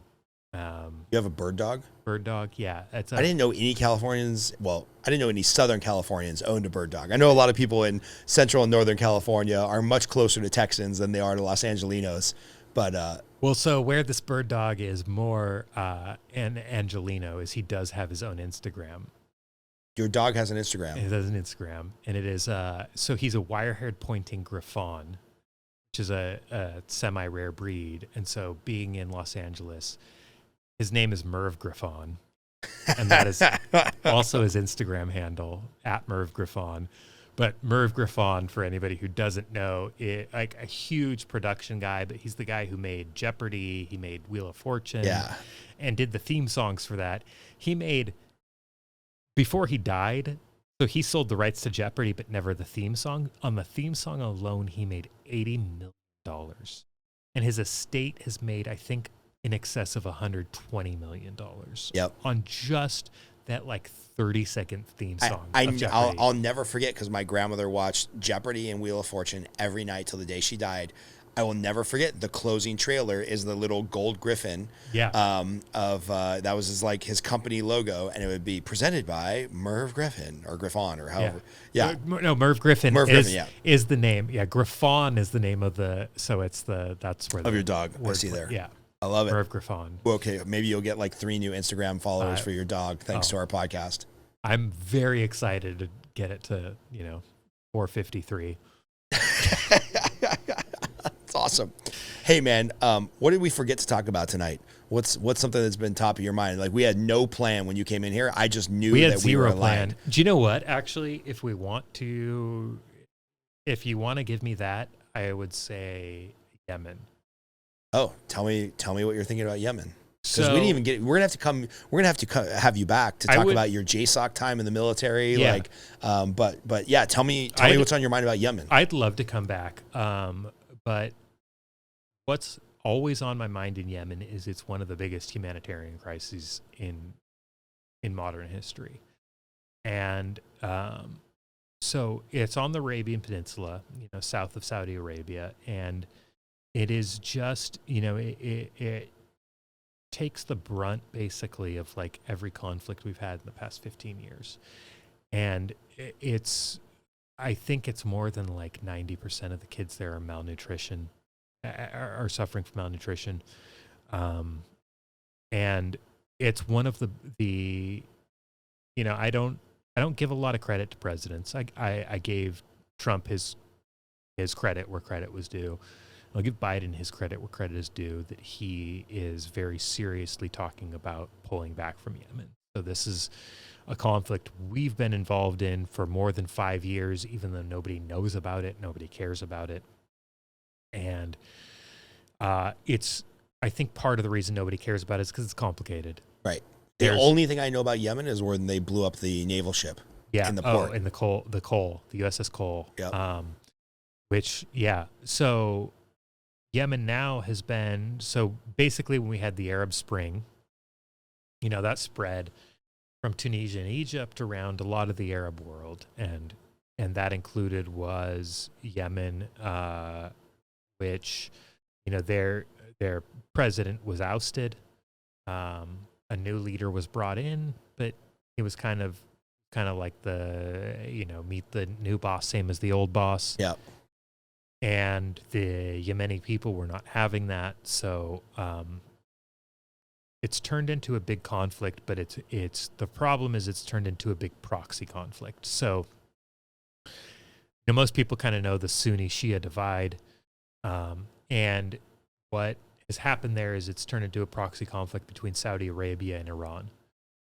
And because Obama did the deal with Iran, the Iran nuclear deal, Saudi Arabia was very upset, and kind of our way of apologizing to Saudi Arabia was saying, hey, we'll support you in Yemen. And so we, France, the UK, we all give air support in Yemen, give intelligence support in Yemen.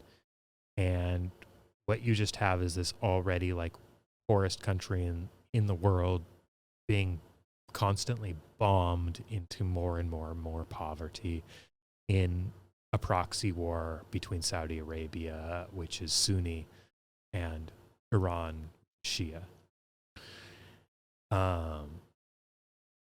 Trump, one of my big hopes for Trump with all of his talk about pulling back from conflicts that didn't make any sense for us was that we would be getting out of Yemen. Especially because, he seemed to want to stick his finger in the eye of anything Obama, and including the Iran nuclear deal. And the Iran nuclear deal was the reason we were in Yemen in the first place. But Trump did nothing to pull us back from that. And Biden has said that he's going to. So that's, not a lot of kudos I can give to Biden, but I will give him huge, huge kudos there. And it's one of the conflicts that I think should be forefront in the minds of Americans, because it's something that we've been fueling for the past 5 years. Yeah, and obviously I think the reason most Americans wouldn't know about it is because we don't have any troops on the ground there, theoretically. And do you think if we pull back from that, it will cut off the free pass from us to Saudi Arabia to continue to be part of that conflict? Or do you think it could escalate things? Because I always feel like America, a lot of times we get involved in stuff because we're kind of holding back the leash on a more violent dog. Yeah. Which is a weird way to look at it. But I think that's true in a lot of situations. In Yemen, I don't think it is. There's so many players, and none of them are good. I mean, you have Al Qaeda there, you have ISIS there. They're both fighting each other, and they're just opportunists in a war between the Houthis, who are in northern Yemen, which is like a misnomer. They call it northern and southern Yemen, but it's really western and eastern Yemen. And there's all these complications where you have 8 different actors. You have misleading geographical directions. You have like everything that would make an American just be like, this is too complicated for me to pay attention to. But I think the bottom line is that we're fueling Saudi Arabia. I think that they would still be involved to some extent, but not the same extent. But I think from a moral matter, we need to not be supporting them there. And I personally think if we pulled out along with France and the UK, that Saudi Arabia would also pull out, that they wouldn't be able to sustain a military campaign there. If we might pull out, maybe France and the UK have their own. They have their own deals they want to make with Saudi Arabia. Maybe they stay involved and make Saudi Arabia to continue this campaign. But it's horrible. You have at least 10,000 civilian deaths from direct kinetic actions by Saudi Arabia and us. Beyond that, though, you have destruction of ports, you have destruction of land that creates these famines, this malnutrition, and that brings it up to over 100,000 people are starving and dying because of this conflict. So you'll see people who maybe support it giving you smaller numbers, but you have to really take into effect the totality of what's happening, and that's and the effect on the region when you're shelling port cities and removing their ability to bring in food for the population. I don't know. It's one of the craziest humanitarian crises in I think our lifetimes, and it's going almost completely ignored. So if I could bring up one thing that we haven't talked about yet, I think that's the thing that I would talk about, because it's near and dear to my heart. It's something that I think there's a little bit of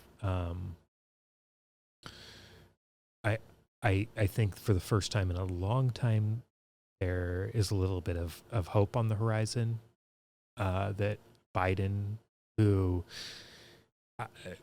reportedly, even when Obama started this, Biden was against it. So I actually have a decent amount of hope there. And it's not like us leaving is going to make it any sort of utopia. It's not going to be. There's still going to be a lot of the problems that were there before. There's still going to be a lot of problems dying, but at least, like in a triage sort of way, at least maybe we can stop the bleeding. Yeah. When you talk about trade-offs, it feels like, in your opinion, that's very low-lying fruit where we could throw our political will to get the greatest benefit. Yes. Exactly.